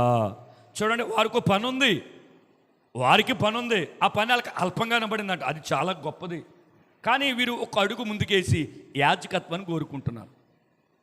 కోరుకున్న దానికి జరిగింది ఏంటో తెలుసా? వారు కోరుకున్నది కరెక్ట్ కాదు. అది అవునా కదా? కరెక్ట్ కాదు. అయితే వారు అదే విషయాన్ని పట్టుబడితే దేవుడికి కోపానికి వారు ఏమైపోయారు తెలుసా? ఈ ప్రపంచంలో మొట్టమొదటి భూకంపం అది. అంటే నెరలు విరిచి వారిని ఏం చేసింది? మింగేసింది. అంటే పాత నిబంధనలు యాజకత్వం ఏర్పరచబడిన వారు మాత్రమే, అంతే తప్ప నువ్వు నేను కోరుకుంటే పని అవ్వదు. మరి కొత్త నిబంధనకు వస్తే ప్రతి ఒక్కడు కూడా యాజకుడే. దేవునికి స్తోత్రం, హల్లెలూయా. చూడండి, పేతురు పత్రిక ఒక మాట ఉంటుంది మీకు. అసలు కొత్త నిబంధన యాజకుడికి పాత నిబంధన యాజకుడికి చూడండి. 1 పేతురు 2:9 చూడండి.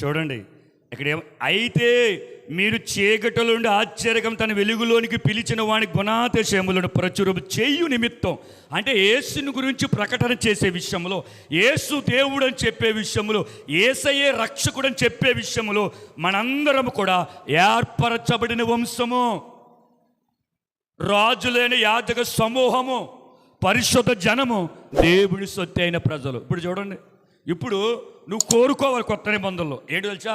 నేను ఒక యాజకుడును, నేను దేవుడు ప్రకటించేవాడిని, నేను దేవుడు మోసే గాడిదను, దేవుడి సువార్త నా ద్వారా వెళ్ళాలి అని అనుకోవాలి తప్ప అబ్బే పాస్టర్లు చేస్తారులే, అది యాజకులు చేసే పని, తప్పది. పేతురు చెప్పాడుగా మనందరం ఎవరం అంట.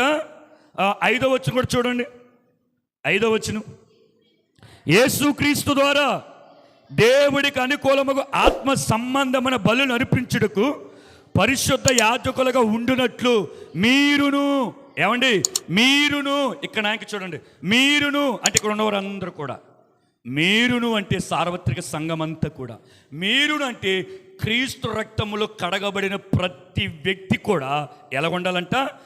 ఆత్మ సంబంధమైన బలులు అర్పిస్తూ మీరును సజీవమైన రాళ్లవలే నుండి ఆత్మ సంబంధమైన మందిరముగా కట్టబడుచున్నారు. కట్టబడిన ప్రతి మందిరం వాడి హృదయమే, వాడే యాజకుడు. దేవునికి స్తోత్రం, హల్లెలూయా. పాత నిబంధనలు వారు కోరుకున్నారు, అది దేవుడి నిబంధన. ఇప్పుడు అక్కడ ఆధిక్యత కొరకు కోరుకున్నాడు, దేవుడు కానిది వారు కోరుకున్నారు, చచ్చిపోరు. ఇప్పుడు దేవుడు చేయమన్నాడుగా, నువ్వే యాజకుడు, నువ్వే సువార్థికుడు, నీవే నా నోటి బోర అని అంటున్నప్పుడు, అప్పుడు ఎగబడినోళ్ళు ఇప్పుడు ఎందుకు ఎగబడతలేదు? ఎందుకో తెలుసా? ఆనే చూసుకుంటారు, మనకి ఎందుకులే. ఎక్కడికైనా వెళ్తే కొడతారో, ఎక్కడికైనా వెళ్తే తిడతారో, ఎక్కడికైనా వెళ్తే లేదా ఒకవేళ దేవుడి సువార్త చేస్తే పని పోతుంది, ఉద్యోగం పోతుంది, డబ్బు పోతుంది, రాబడి పోతుంది అని ఏం చేస్తుంది చెప్పిన? అది పాస్టర్లు చేసే పని. గాడిది గుడ్డేం కాదా? పేతురు ఏమంటున్నాడు? మీరును యాజక సమూహములు చేర్చబడ్డారు. ప్రతి విశ్వాసి కూడా ఒక యాజకుడుగా మార్చబడును గాక. దేవుడికి స్తోత్రం. యాజకుడు చేసే పని ఏంటి? ధూపం వేస్తాడు. ఇప్పుడు కొత్త నిబంధనలు యాజకుడిగా నువ్వు చేసే పని ఏంటి? ప్రతిరోజు దేవుడితో మాట్లాడాలి. దేవునికి స్తోత్రం. దేవుడి సువార్త ప్రకటించాలి. నువ్వు కూర్చున్నా, లేచినా, నడిచినా, మాట్లాడినా నువ్వే ఒక సువార్త రథముగా మారిపోవాలి. దేవునికి స్తోత్రం, హల్లెలూయా. వారు కానిది కోరుకున్నారు, చనిపోయారు. ఇప్పుడు దేవుడు చెయ్యమన్నది నువ్వు చెయ్యకపోతే రేపొద్దున తీర్పులో నిత్యనాశనానికి వెళ్ళిపోతావు. అడుగుతాడుగా దేవుడు, అడగడు. ఇప్పుడు దేవుడు ఒకవేళ నా సొంత మాటలో చెప్తాను, రేపొద్దున తీర్పులో నిలబడ్డప్పుడు, న్యాయపీఠం ఎదుట నిలబడినప్పుడు ఏంటి? ఓ సమూహం చూపిస్తాడు, వీళ్ళు ఎవరో తెలుసా అని అడుగుతాడు. మనం తేరు చూస్తే ఓ ఏళ్ళ 250 మంది గుంపు, కోరాహు, అభినాదాబు, ఓను, ఇంకెవరున్నారు అక్కడ? వీళ్ళు. అవును, వీళ్ళ గురించి తెలుసు కదా అంటే తెలుసు. వీళ్ళు యాజకత్వాన్ని కోరుకున్నారు. అంటే వీళ్ళు అప్పగింపబడిన పని కాక యాజకత్వాన్ని కోరుకున్నారు. మరి పాత నిబంధన అంటే ఒక రూల్ ఉంటుంది, ఒక రూలర్. అది కొత్త నిబంధనలాగా పాత నిబంధన ఉంటే ఇదిగో నాకు చూడండి, ఈ బలిపేట వ్యక్తి చచ్చిపోతుంది ఈ పాటికి. తెలుసా మీకు ఆ విషయం? పాత నిబంధనలు యాజకుడి పరిస్థితి తెలుసా? వాడు ఏదైనా శనివారం నుండి శనివారం లోపల ఏదైనా వాడి పొరపాటుగా అపవిత్రంగా చచ్చినట్లని, లేకపోతేనేమో అపవిత్రంగా వాడు ఒంటికి ఏదైనా అంటించుకుని నన్ను ఎవడో చూడలేదులే అంటే మీకు ఇంకా అర్థం. 10 ఆజ్ఞలు ఏ ఆజ్ఞ మీరినా ఎవరు చూచెచ్చాలని చెప్పేసి కనుక వాడి కనుక బలిపేట మీదకి వచ్చేస్తే రావటం చచ్చిపోతాడు. తెలుసా మీకు ఆ విషయం? తెలుసా? వెంటనే దేవుడు మొత్తెత్తాడో వాడు చచ్చిపోతాడు. అరే మా పాస్టర్ గారు చచ్చిపోడని పరిగెత్తుకొచ్చి మీరు పట్టుకున్నారనుకో, నువ్వు చచ్చిపోతావు. ఆ వెనకాల అలాగల అంతమంది కాకి కరెంట్ షాక్ కూడా టిక్కుని చచ్చిపోతే అలా మొత్తం అయిపోతారు. ఏం చేసేవారు తెలుసా? యాజకుడికి తాడు కడతారు కదా, అంగీకి తాడు, నల్లతోడు ఇంటికి కడతారనుకున్నా పేడ జారిపోద్దని కాదు. ఆడు గనక ఏదైనా పొరపాటు చేసి ఒకవేళ చస్తే, ఒరే లోపం ఉందే మన యాజకుడు చచ్చాడు అని అనుకుని ఒక కర్రకి కొంకు ఉంటుంది, దాన్ని అలాగే పెట్టి ఆ వ్యక్తిని పక్కకి లాగి ఆ సబ్బత ఆచరించిన తర్వాత అప్పుడు వాడిని తీసుకెళ్ళి కప్పెట్టేసేవారు. ఒకవేళ అదే రూలు ఇప్పుడు కనుక పాస్ అయితే ఇక్కడ నేను ఎప్పుడో చచ్చిపోదు, మీరు చచ్చిపోదు. అప్పుడప్పుడు వస్తాగా పాటలు పాడతాగా, ఆరాధన చేస్తాక వస్తారు కదా, ఎక్కడో పెళ్ళి మరి కొడతాడు అంతే, తుప్పుక్కుని పడుతుంది. అరే బాబు అని నేను వచ్చానుకో నేనైపోతాను. జాగ్రత్తగా గడకడ తీసుకుని పక్కకి లాగి చెయ్యాలి. నా యేసు ప్రభులు వారు ఆ నిబంధన కొట్టివేయడానికి వచ్చాడు. దేవునికి స్తోత్రం, హల్లెలూయా. మరి పాత నిబంధనలో ఇప్పుడు నేను చెప్పాను కదా, వీళ్ళు ఎవరో తెలిసని అడుగుతారు రేపు పొద్దున ప్రభు. ఏళ్ళ 250 బ్యాచ్ ఒరే ఏళ్ళో అప్పుడు యాజకత్వాన్ని కోరుకుని చచ్చిపోయారు. ఈ గుంపు ఎవరంటే యాజకత్వాన్ని ఇస్తే చెయ్యక చచ్చిపోయారని చెప్తాడు. మనల్ని కొత్త నిబంధనలు అవును ప్రభు. ఒరే సొత్తు అయిన ప్రజలని చెప్పాను, ఏర్పరచబడిన వారు అన్నాను, రాజులని యాజక వంశం అన్నాను, నిన్న అనలేదు, మీరు అందరూ అన్నాను. మీరు అందరు చేసిన పని ఏంటి? ఆడు తీసుకుంటాడు నాకేంటి, ఆడు వెళ్తాడు సువార్తగా నాకేంటి, వాడు చేసుకుంటాడే మంది రూపం నాకేంటి అని అంటే, మరి దేవుడికి నువ్వెంతో నేనంతే, వ్యత్యాసం ఏమీ లేదు. బోధించేటప్పుడు తప్ప ఏమీ లేదు. చాలామంది పాస్టర్ అని చెప్పుకొని ఒక నువ్వు ఆధిక్యతను అనుభవించడానికి ఇష్టపడితే పాత నిబంధనలు పాస్టర్ అలాగే అయిపోవాలి కదా. మరి అలాగైతే ఈరోజు చాలామంది బలి పెడతారు కుప్పలుగా, ఎవడో చంపక్కర్లేదు, అవునా కదంటారా? ఏంటి ప్రభు అంటే వాళ్ళు కోరుకున్నది యాజకత్వాన్ని. అప్పుడు నేను ఇప్పుడు ఇచ్చాను. ప్రతి ఒక్కడు యాజకుడే. మీ హృదయాలు ఉంటాను ఇష్టపడిన దేవుని. అప్పుడు నేను మేఘములుంచి మాట్లాడేవాడిని, అంతేనా? కానీ ఇప్పుడు ప్రతి ఒక్క హృదయంలో ఉండడానికి ఇష్టపడుతూ అందరిలోనికి వచ్చేస్తానని చెప్పాడు. దేవునికి స్తోత్రం.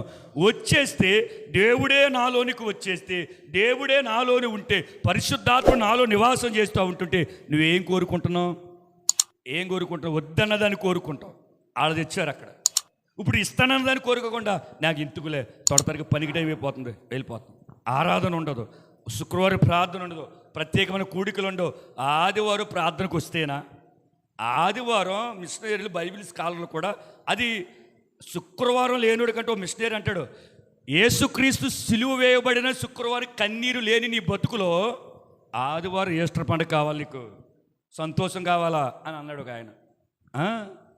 శుక్రవారం ప్రార్థనకు రాదు కానీ ఈ మనుషులు ఆదివారం ఆనందం కావాలి. ఆదివారం అంటే చక్కగా బట్టలు వేసుకుంటా, రోజు సెలవు వస్తుంది, ఈస్టర్ మరి. అంతేగా శుక్రవారం మనం ఏడుస్తూ 7 మాటలు చెప్పుకుని, మీకు అందరికి వచ్చినాయా 7 మాటలు? మీ మాటలు మీరు ప్రిపేర్ అయిపోండి. ఇప్పుడు ఆ 7 మాటలు చెప్పే శుక్రవారం ఏడ్చేస్తాం, మంచిదే. శుక్రవారం సిలువ వేయబడిన అనుభవం నీకు లేకుండా ఆదివారం సమాధి గెలిచాడు అని ఎలా చెప్పగలుగుతున్నావు? ఎలాగ ఆరాధనలో పాలు పంపులు పొందుకుంటున్నావు? అంత సుత్తి అన్నాడు ఆయన. సరే చూడండి, ఇప్పుడు మనందరం కూడా ఏమై ఉన్నాం? యాజకులమై ఉన్నాం. అవునంటారు కాదంటారా? అవునే కదా? అవును. ఇప్పుడు మనందరం కూడా దేవుడి గుణాతిశయములను ప్రచురపరిచేవారు ఉన్నామా లేదా? ఆయన సువార్త ప్రకటించేవారు ఉన్నామా లేదా? ఆయన గుణాతి లక్షణాలు ప్రచురపరిచేవారు ఉన్నామా లేదా? అలా కాకుండా నీకు నువ్వే డబ్బా కొట్టుకుంటే పనవు. ఎందుకంటే చెప్పేశాడు, కొత్త నిబంధన చెప్పాడు, నువ్వు ఒక యాజకురాలు, నువ్వు ఒక యాజకుడు. ప్రతి ఒక్కడు కూడా దేవునికి ఏంటి ఇంపైన ధూపం వేసే ఒక యాజకుడుగా ఉండాలి. దేవునికి స్తోత్రం, హల్లెలూయా. చూడండి, దేవుడు కోరుకుంటే గాడిద విడిపించబడింది. దేవుడు కోరుకుని గాడిద విడిపించబడితే చూడండి, యేసయ్య గాడిదని ఎక్కగానే గాడిద స్థితి, గాడిద ఒక ట్రాక్ క్రికెట్ మొత్తం మారిపోయింది. ఏంటి గణపరిచేస్తున్నారు, ఆహా నాకు ఎంత అనుకుంటుంది. పైకి చూసుకుంటే ఓహో ఎవరు ఎక్కలేదు నా మీదకే, ఎవరో కాయనెక్కాడే, ఎప్పుడు ఎవరు ఎక్కలేదు, ఏదో ఈయన ఎక్కగానే నాకు ఏంటి బట్టలు పరిచేస్తున్నారు, మ్యాట్లే వేస్తున్నారు, గ్రీన్ మ్యాట్లే వేస్తున్నారు అని ఆనందపడిపోయింది. తెర చూస్తే యేసయ్య గాడిద మీద ఉన్నాడు.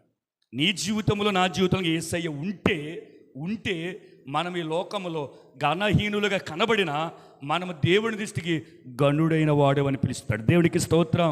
ఈ లోకంలో మనం ఘనహీనులుగా ఉండొచ్చు, ఆరోగ్య విషయంలో లేకపోతే ఒకవేళ మనం ఎదుటి వ్యక్తికి స్థాయి సరిపోకపోయినా ఏమి పర్లేదు. రేపొద్దున మనకి ఘనత ఎలాగుంటుందో తెలుసా? కోట్ల కొలది పరిశుద్ధుల మధ్యన యేసు ప్రభువుని పేరు పెట్టి పిలుస్తాడు చూసావా? అంతకంటే ఘనత ఎవరికి కావాలి చెప్పండి. ఒక సీఎం వచ్చి మన పేరు పెట్టి పిలితే, రాజు అని పిలితే ఎలాగలిగి వెళ్ళిపోతాం. నన్ను పిలిచాడు రా అంటాం. అవునంటారు కదంటారా? బాబోయ్ చూసారా, ఆ నెలసి ఆవాజ్ చేత వాళ్ళే వీళ్ళు కిరణ మాటలు వచ్చేస్తాం నాకు. అవునంటారు కాదంటారా? అయితే దేవుడే పరలోకములో సమూహం ఎదుట రే రమేష్ దా అంటే ఎలా నడుస్తా? అది ఘనం కాదా నీకు? లోకములు ఎన్ని అనుకున్నా పర్వాలేదు. చూడండి, ఆయన కావాలి అని పిలిచాడు దావీదుని. ఆయన కావాలి అని పిలిచి దావీదుని అభిషేకించాడు. అని అభిషేకించిన తర్వాత దేవుడి యొక్క నామము దూషించబడుతూ ఉంటుంటే రోషం వచ్చేసింది. కానీ అబ్షాలోము కోరుకున్నాడు, ఏమి? ప్రాణాన్ని కోరుకున్నాడు. మన ప్రాణాన్ని కోరుకోకూడదు. దేవుడు మనం కోరుకుంటే దేవుడి నామని హెచ్చించాలి. అర్థమైందా? దేవుడు మనం కోరుకుంటే ఎదుటి వారికి క్షేమాన్ని కోరుకోవాలి, ప్రాణాన్ని మనం కోరుకోకూడదు. దేవుడు కోరుకోమనేది కోరుకోకుండా ఆయనకి ఇష్టం లేనిది మనం కోరుకోకూడదు. పాత నిబంధనల వారు యాజకత్వాన్ని కోరుకున్నారు, కానీ కొత్త నిబంధనలు దేవుడు మనకు చెప్తున్నాడు, మీరందరూ కూడా యాజకులే. ఇప్పుడు యాజకుడు అని చెప్పిన తర్వాత ఇప్పుడు నేను చేసే పని మీరు చెయ్యాలి. చెయ్యాలా వద్దా? నేను బోధిస్తున్నాను, మీరు బోధించాలి. కాలమును బట్టి చూడగా మీరు బోధకులే ఉండవలసిన వాళ్ళు ఇంకా మూలపాటల్లోనే ఉన్నారు. 30, 40, 20, 15 సంవత్సరాలు అవుతుంది.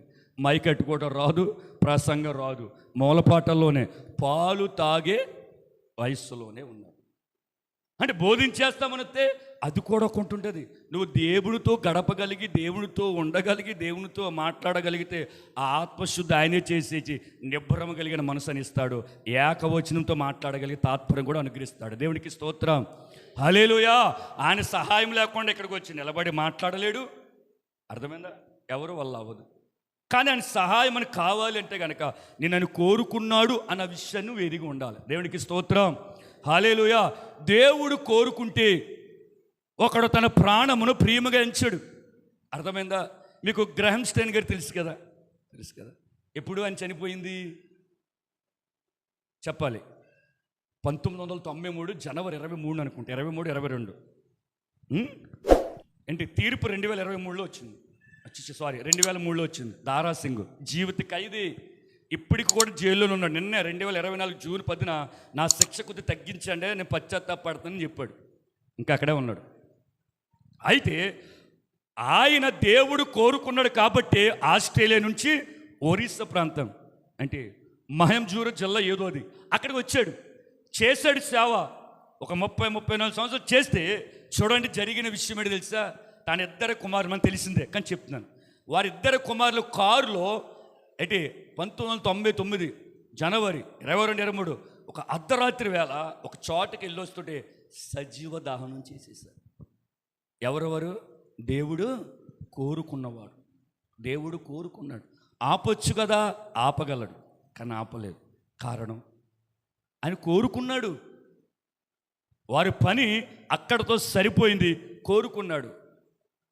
ఒక దైవజనుడు చెబుతూ అంటాడు, తన ప్రజలు, తన సేవకులు, తనకి ఇష్టమైన బిడ్డలు దేవుడు ఎందుకు తీసుకుపోతాడంటే ఆయన బైబిల్లో ఏమి చెప్పకుండా చక్క ఏమని చెప్పాడు తెలుసా? ఒక చెట్టు ఉంటుంది, ఆకు రాలిపోతుంది. ఎప్పుడు రాలిపోతుంది అని అడిగాడు. ఆకు పండిపోయినప్పుడు రాలిపోతుంది. పచ్చిగా ఉన్నప్పుడు అది చెట్టుకే ఉంటుంది. అంటే ఆ ఆకు చెట్టుకి ఉండకూడని పరిస్థితి ఏంటంటే పండిపోయింది, దాని వయసు అయిపోయింది, దాని పని అయిపోయింది, అందుకే చెట్టు నుంచి వేరైపోయింది. ఒక సేవకుడైనా నువ్వైనా నేనైనా ఆయన పని చేస్తూ వెళ్ళిపోయామంటే దేవుడి దృష్టిలో పని అక్కడితో అయిపోయిందని అర్థం. దేవునికి స్తోత్రం. చూడండి, ఈయన చంపేసిన తర్వాత అప్పటి కాలంలో ప్రధానమంత్రి ఎవరు అంటే మీకు తెలియదు. అయితే నేను తెలుసామనుకుని ఇంకా నేను మధ్య మధ్యలో వదిలేస్తున్నాను. పూర్తిగా చెప్పాలైతే అప్పటి ప్రధాని అటల్ బిహారీ వాజ్పేయి. ఆయన ఇచ్చిన స్టేట్మెంట్ ఏంటో తెలుసా? నా దేశము తలదించుకునే పని జరిగింది అని అన్నాడు. నా దేశము తలదించుకునే పని జరిగింది. అప్పుడు రాష్ట్రపతి ఆర్కే రామకృష్ణ ఎవరు గుర్తులేదైనా అప్పుడు రాష్ట్రపతి ఏమన్నా చెప్పిన, ప్రపంచంలో ఉన్న దుష్కార్యములు ఇది కూడా ఒకటి చేర్చాలి అని చెప్పాడు. ప్రపంచంలో జరిగిన దుష్కార్యమైన చర్యలు ఏమైతే ఉన్నాయో అటువంటి చర్యలో ఈరోజు ఇది ఒకటి చేర్చాలి అని చెప్పాడు. ఆ జిల్లా కలెక్టర్ ఆర్ బాలకృష్ణ, ఆ మహంజూరు జిల్లా కలెక్టర్ ఏమని చెప్పిన, ఆ పిల్లలు కాలిపోయిన దృశ్యం దగ్గరికి వెళ్ళి చూసి ఛీ నాకు బ్రతకాలనిపిస్తలేదని చెప్పాడు. బ్రతకాలనిపిస్తలేని చెప్పాడు. ఇండియా టుడే అప్పట్లో పేపర్ పత్రిక నెంబర్ 1 ఆ విలేకరు అక్కడికి వెళ్ళి రాయటానికి వెళ్ళి ఏం చెప్పాడు తెలుసా? స్టేట్మెంట్ ఏం చెప్పాడు తెలుసా? ఇటువంటి న్యూస్ నా జీవితంలో మరి అన్నాడు నా చేతులతో నేను రాయకుండా ఉండాలన్నాడు. అంత భయంకరమని జరిగింది అక్కడ. జరిగిందా లేదా? దేవుడు కోరుకున్నాడు కాబట్టి స్వదేశాన్ని విడిచిపెట్టి వారి సొంత ప్రజలు విడిచిపెట్టి ఏంటి ఆయనలో మన దేశం వచ్చి రక్తం చెందించాడు. ఆయనైనా ఎంతమంది మిషనరీలు దేవుడు కోరుకోలేదు చెప్పండి. విలియం టిండేల్ ఆయన ఎంత మృదు స్వభావం కలిగిన వ్యక్తో తెలుసా? ఎంతటి నేర్పరో తెలుసా? ఎంతటి ఆయన వాగ్దాటి కలిగిన వ్యక్తో తెలుసా? ఆయన తన మాట శైలి ద్వారా చక్కగా బోధించేవాడు. అప్పటిలో ఉన్న మతోన్మాదులకి ఈయనకి సమాధానం చెప్పలేక, నేను ఎందుకు ఇతని గురించి చెప్తాను తెలుసా? ప్రవీణ్ అన్నగారి విషయం తెలుసు కదా. ఆయన మాట శైలి, ఆయన ఒక విధానం, ఆయన చాతుర్యం, నేను చదివే హతసాక్షుల పుస్తకాల్లో ఎవరైనా ఉన్నారా అని నేను 2 రోజులు బట్టి చదివితే విలియం టిండేల్ ఆయన క్రీస్తు శకం 1494లో పుట్టి 1536 సంవత్సరంలో హతసాక్షి గావించబడ్డాడు. చెప్తే ఎలాగో ఆయన మాట్లాడుతున్నప్పుడు ఎదుటి వ్యక్తిని తిట్టేవాడు కాదు. గ్రంథములో ఏముందో అదే వారికి విఫలంగా చెబితే అప్పట్లో మతాచారులు రోమన్ క్యాథలిక్ వారు కొంతమంది ఏం చేశారు ఎప్పుడా, ఏం చెయ్యాలో తెలియక, సమాధానం లేక ఆయన చంపడానికి హృదయములో పగను పెంచేసుకున్నారంట. మాట్లాడుతూనే ఉన్నారు, హృదయములో పగను పెంచేసుకుని ఆయన 42 సంవత్సరాలే బతికాడు. ఆయన 42 సంవత్సరాలే. రోజు ఏం జరిగింది తెలుసా? ఆయన ఎలా చంపారు తెలుసా? ఇంక ఎలాగా ఈయన్ని మనం హతమార్చాలని ఒక ప్లాన్ చేసి ఒక వ్యక్తిని పంపించారు. ఫిలిప్ ఆడి పేరు. వెళ్ళి అయ్యా వాళ్ళ భార్యని అడిగాడు, అమ్మ విలియం టిండేల్ గారు ఉన్నారా అని అడిగాడు. ఉన్నారు అంటే గదిలోకి తీసుకెళ్ళి చూపించాడు. పాపం ఆయనకున్న బలహీనత ఏంటంటే మనుషులు త్వరగా నమ్ముతాడు. అయ్యా నేను ఒక బాటసారిని, నా దగ్గర డబ్బులు లేవు, మీరు ఏం సాయం చేస్తారేమని వచ్చాను అని అంటే పాపం ఆయన డబ్బులు ఇచ్చి సరే బాటసారి కదని చెప్పేసి ఆతిథ్యం ఇచ్చి సాగనంపడానికి బయటికి తీసుకెళ్ళాడు. అర్థమవుతుందా? ఇది జరిగింది. సాగనంపడ బయట తీసుకెళ్ళినప్పుడు వాళ్ళ ఇంటి ద్వారం దగ్గర గేటు ఒక మనిషి వెళ్తాకే ఉంటుంది, 2 వెళ్తాకు ఉండదు. అయ్యా మీరు వెళ్ళండి అని అన్నాడు. ఎవరో విలియం టిండేల్ గారు. ఇతడేమని చెప్పిన, మీరు ముందు వెళ్ళండి, నేను బయటకు వచ్చి నా అప్పచెప్పి వెళ్తారు కానీ అని అన్నాడు. మీరు నమ్మి ఆ గేట్ నుంచి ఇలా బయటికి రాగానే ఈ ఫిలిప్ అన్నవాడు అప్పటికే బయట కారులో కాపలా కాసుకున్న వాళ్ళు ఇదిగో ఇలా ఏలిటి చూపించాడు. అంటే వెంటనే పడేసుకున్నాడు. వేలు పెట్టి చూపించే ఇతడే అని చెప్పగానే వాళ్ళు బంధించి తీసుకెళ్ళి ఎంత కిరాతంగా చంపారు తెలుసా? ఒక స్తంభానికి కట్టేసి గొంతు పిసికేసి కొన ఊపిరితో ఉంటుండగానే కింద అగ్ని వేసి కాల్చి చంపేశారు. ఎవరినే? William Tyndale. అక్కడతో ఆగిపోయిందా? చెప్పండి, అక్కడతో ఆగిపోయిందా క్రీస్తు సువార్త? మార్టిన్ లూథరన్ వచ్చాడు, దేవునికి స్తోత్రం. విలియం కేరీ వచ్చాడు, మొత్తం హతసాక్షులు గావించడానికి మిషనరీలు ఒకళ్ళ తర్వాత లేచి ఈ రోజున ఈ తరముకు ప్రగడల ప్రవీణ్ అన్నగారు హతసాక్షి అయిపోయాడు. దేవునికి స్తోత్రం. ఎవరు వచ్చారు? ఎక్కడి నుంచి వచ్చారు వీరు? దేవుడు కోరుకున్న వారిని చంపగలరేమో కానీ దేవుడు ఆశయాన్ని ఎవరు చంపలేరు. దేవుడు కోరుకున్న వారిని ఆపగలరేమో కానీ ఆయన విధానాన్ని ఎవరు సమాధి చేయలేరు. విలియం టిండేల్ గారిని చంపేశారు ఆ రోజున 1736 సంవత్సరంలో. 42 సంవత్సరాలు బ్రతికాడాయన. కానీ ఆయన మరణము ఏంటి?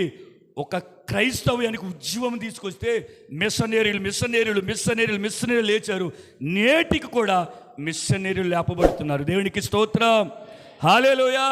ఆయన భక్తుల మరణాన్ని ఆపగలడు కానీ ఆయన ఆపకపోవడానికి గల కారణం దేవుడి యొక్క సేవకులు ఎక్కడైతే చనిపోతారో, ఎక్కడైతే హతసాక్షి గావించబడతారో ఆ ప్రాంతంలో గొప్ప ఉద్యమం వస్తుంది. దేవుడికి స్తోత్రం, హల్లెలూయా. ఈయన తర్జుమ చేశాడని, బైబిల్ గ్రంథాన్ని ఆంగ్లంలోకి తర్జుమ చేశాడని చంపేసే ముందు ఆయన అడిగిన ప్రశ్న ఏంటో తెలుసా? ఇదిగో నువ్వు చేసినంత అబద్ధమును ఒప్పుకో, నువ్వు అనువాదించింది తప్పు అని కొట్టే, ఆ పత్రికలు చింపే అని అంటే ఆయన చచ్చిపోయే ముందు ఏమన్నాడు తెలుసా? ఈ భూమి మీద సమస్త గౌరవాన్ని నాకు తెచ్చిచ్చిన, ధనాన్ని తెచ్చిచ్చిన, పదవులు కట్టబెట్టిన, సుఖవంతమైన జీవితాన్ని ఇచ్చిన ఒక్క మాట నేను మాట్లాడకుండా ఉండలేని యేసు గురించి అన్నాడు. దేవునికి స్తోత్రం, హల్లెలూయా. ఎవరు? దేవుడు కోరుకున్న వ్యక్తి. దేవుడు కోరుకున్న వ్యక్తి అంటే నేను అంట, దేవుడు కోరుకున్న వాళ్ళు ఇలాగే ఉంటారు. చివరి కంఠములో చివరి ఊపిరి ఉన్నంత వరకు కూడా యేసయ్య కొరకే బ్రతికి చనిపోతారు. కాల్చబడేటప్పుడు ఏమన్నాడు తెలుసా? ఏమన్నా చెప్పనా? ఈ దేశపు రాజుని నువ్వు కనికరించు తండ్రి అని కాల్పు చచ్చిపోయాను. మీరు గమనించండి. ఇప్పుడు ఆ సేవకులు చనిపోయారు. ఆయన చనిపోయేటప్పుడు అనుభవాలు ఎలాగుంటో చెప్పండి. ఇతను బట్టి నన్ను వదిలిపెట్టండి, నాకు భార్య ఉంది, పిల్లలు ఉన్నారు అని అడుగుండడు. అసలు నేను ఊహించుకున్నాను. అస్సలు అడుగుండడు. చంపేస్తే చంపేసుకోండి వాళ్ళు అనే ఉంటారు. యేసుక్రీస్తు దేవుడు కాదని చెప్పాను అనే ఉంటారు. కానీ అని ఉండడు. యేసే దేవుడు అని చెప్పాడు, చనిపోయాడు. క్రైస్తవుని చెప్పుకుని ప్రాణాలు వదిలేస్తున్నారు. ఆ అంతియోకలో క్రైస్తవులు అనబడిన వారు ఎలా చంపబడ్డారంటే, మేము క్రైస్తవులము అని చెప్పి వారు ప్రాణాలు వదిలేస్తారు. నేటికి అదే జరుగుతుంది. నువ్వు క్రైస్తవుడవా అన్యుడవా? క్రైస్తవుడిని చంపేస్తున్నారు. నేనంటాను, ముగించేస్తాను. చూడండి, మనల్ని దేవుడు కోరుకున్న మనము కోరుకున్నాడులే అని అనుకోకుండా, కోరుకున్న దేవుడు నాకు నియమించిన నిబంధనలేటి అని ఏమనుకుంటున్నాడు? శత్రువును చంపాలి. ఎవరో శత్రువు చెప్పాలి. ఎవరో శత్రువు? దావీదుకి గొల్యాతు శత్రువు. కానీ మనకెవరు? అపవాదిని చంపడానికి దేవుడు మనం కోరుకున్నాడు. అపవాదిని ఎదిరించడానికి మనం కోరుకున్నాడు. శరీరచ్చను చంపడానికి దేవుడు మనం కోరుకున్నాడు. అవి మనలో పనిచేస్తున్నాయంటే కనుక దేవుడు కోరుకున్నాడు లేదని ఒక్కసారి పరిశీలించుకుందాం. కానీ అబ్షాలోము కోరుకున్నాడు ఎదుటివాడి ప్రాణాన్ని, కానీ మనం వాళ్ళు కోరుకోకూడదు. తన సొంత అన్న ప్రాణాన్ని కోరుకున్నాడు, చంపేశాడు. కానీ మనం ఎదుటివారి ప్రాణాన్ని కాదండి, ఎదుటివారి క్షేమాన్ని కోరుకోవాలి. ఎదుటివారి యొక్క బాగోగులు కోరుకోవాలి. ఆడు బాగుంటే రేపొద్దున ఒక ముద్దెడతాడు కదా అన్నట్టుగా కోరుకోవాలి. అలాగ కోరుకోకపోతే దేవుడు నిన్ను కోరుకున్నాడు లేదని ఒక్కసారి పరిశీలించు. మూడవది యాజకత్వం. అంటే పెత్తనం కోరుకోకూడదు ఎప్పుడు కూడా. పాత నిబంధనల యాజకత్వం కోరుకోవడం దేవుడికి ఇష్టం లేదు. కానీ కొత్త నిబంధనలో యాజకత్వం అందరూ యాజకులంటే పెత్తనం కోరుకుంటున్నారు. ఈ రోజున ప్రసంగాలు కావాలి, మైకని అయ్యని అని కానీ పెత్తనం ఎప్పుడు కోరుకోకూడదు. మనం ఏంటంట పెత్తనం అనేది కోరుకోకూడదు. ఎందుకంటే యేసు ప్రభువులో చెప్పాడు, ఒరే నాయనా, నువ్వు ఎక్కడికైనా భోజనానికి వెళ్తే ఆక్రపీఠాలు అన్నాడా? విందుశాలలకు పోయినప్పుడు ఆక్రపీఠాలు కోరుకోవద్దు, సంత వీధుల్లో వందనాలు కోరుకోవద్దు. యేసు ప్రభు చెప్పాడు ఈ మాట. నిలువు టంగిలేసి వందనాలు కావాలని అవి కోరుకోవద్దు మీరు అన్నట్టు. చూడండి ఎక్కడుందో, మత్తయిలోనండి.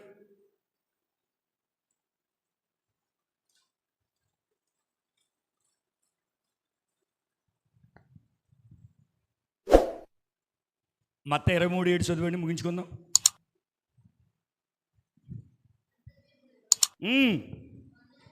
సంత వీధుల్లో వందనములను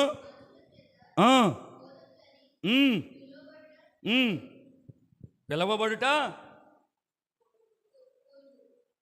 అంటే మనం కోరుకోకూడదు. అంటే వందనాలు, యాజకులు, పాస్టరు, లేకపోతే గొప్ప గొప్ప ఆధిక్యత పిలవబడటం మనము కోరుకోకూడదు. మార్కు 12:39 చదవండి, స్పష్టంగా చదవండి.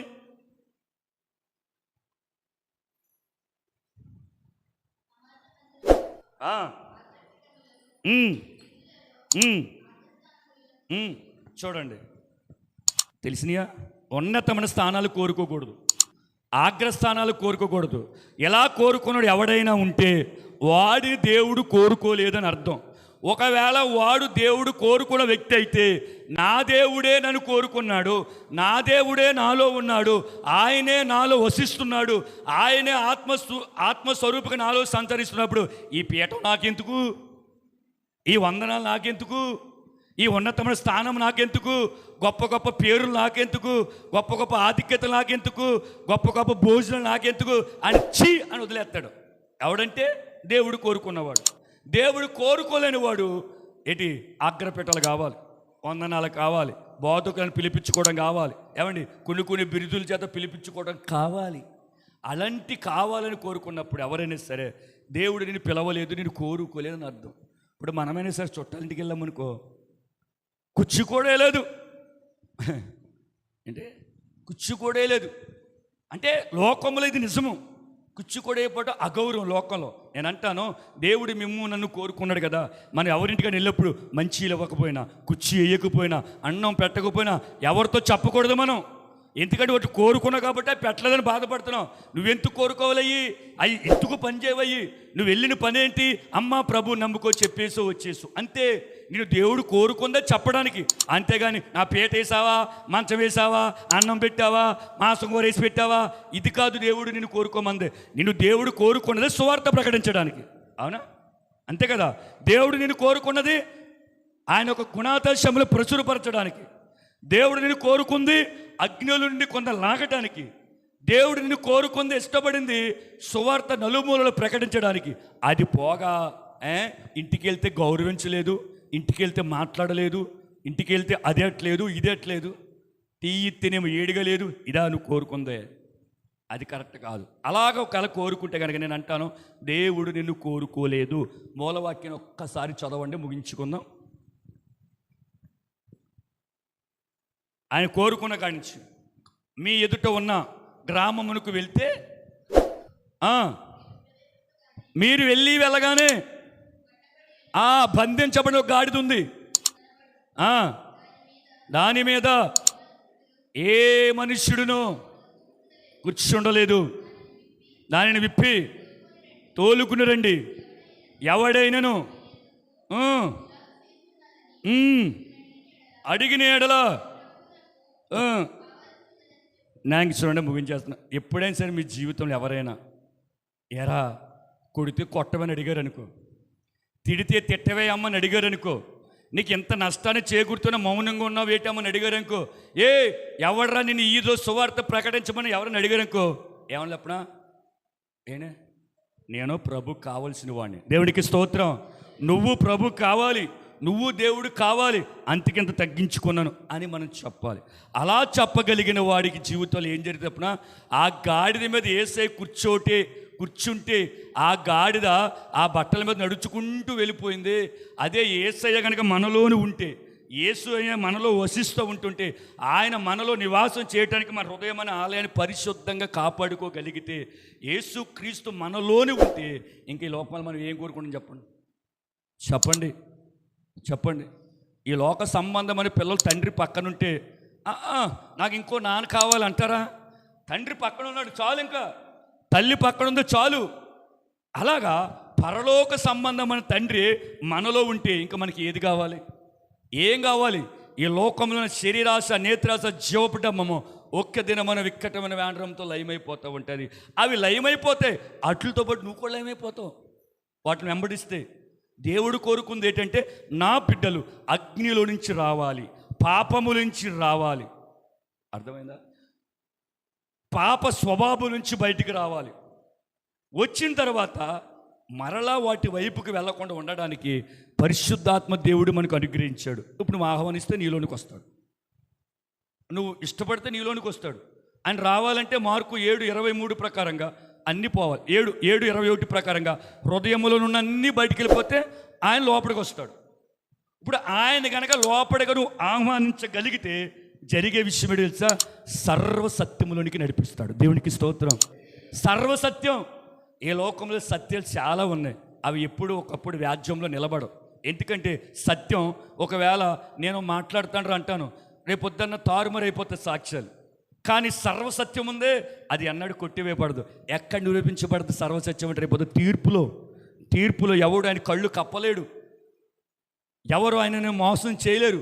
సర్వసత్యం అక్కడ బయలుపరచబడుతుంది. నా మాటలు దేవుడు దీవించును గాక. అందరూ మోకరించండి.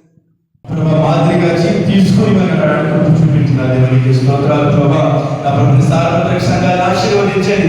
ఎక్కడైతే ఈ వాక్యం వెదజల్లుతుందో, ప్రతి సంఘాన్ని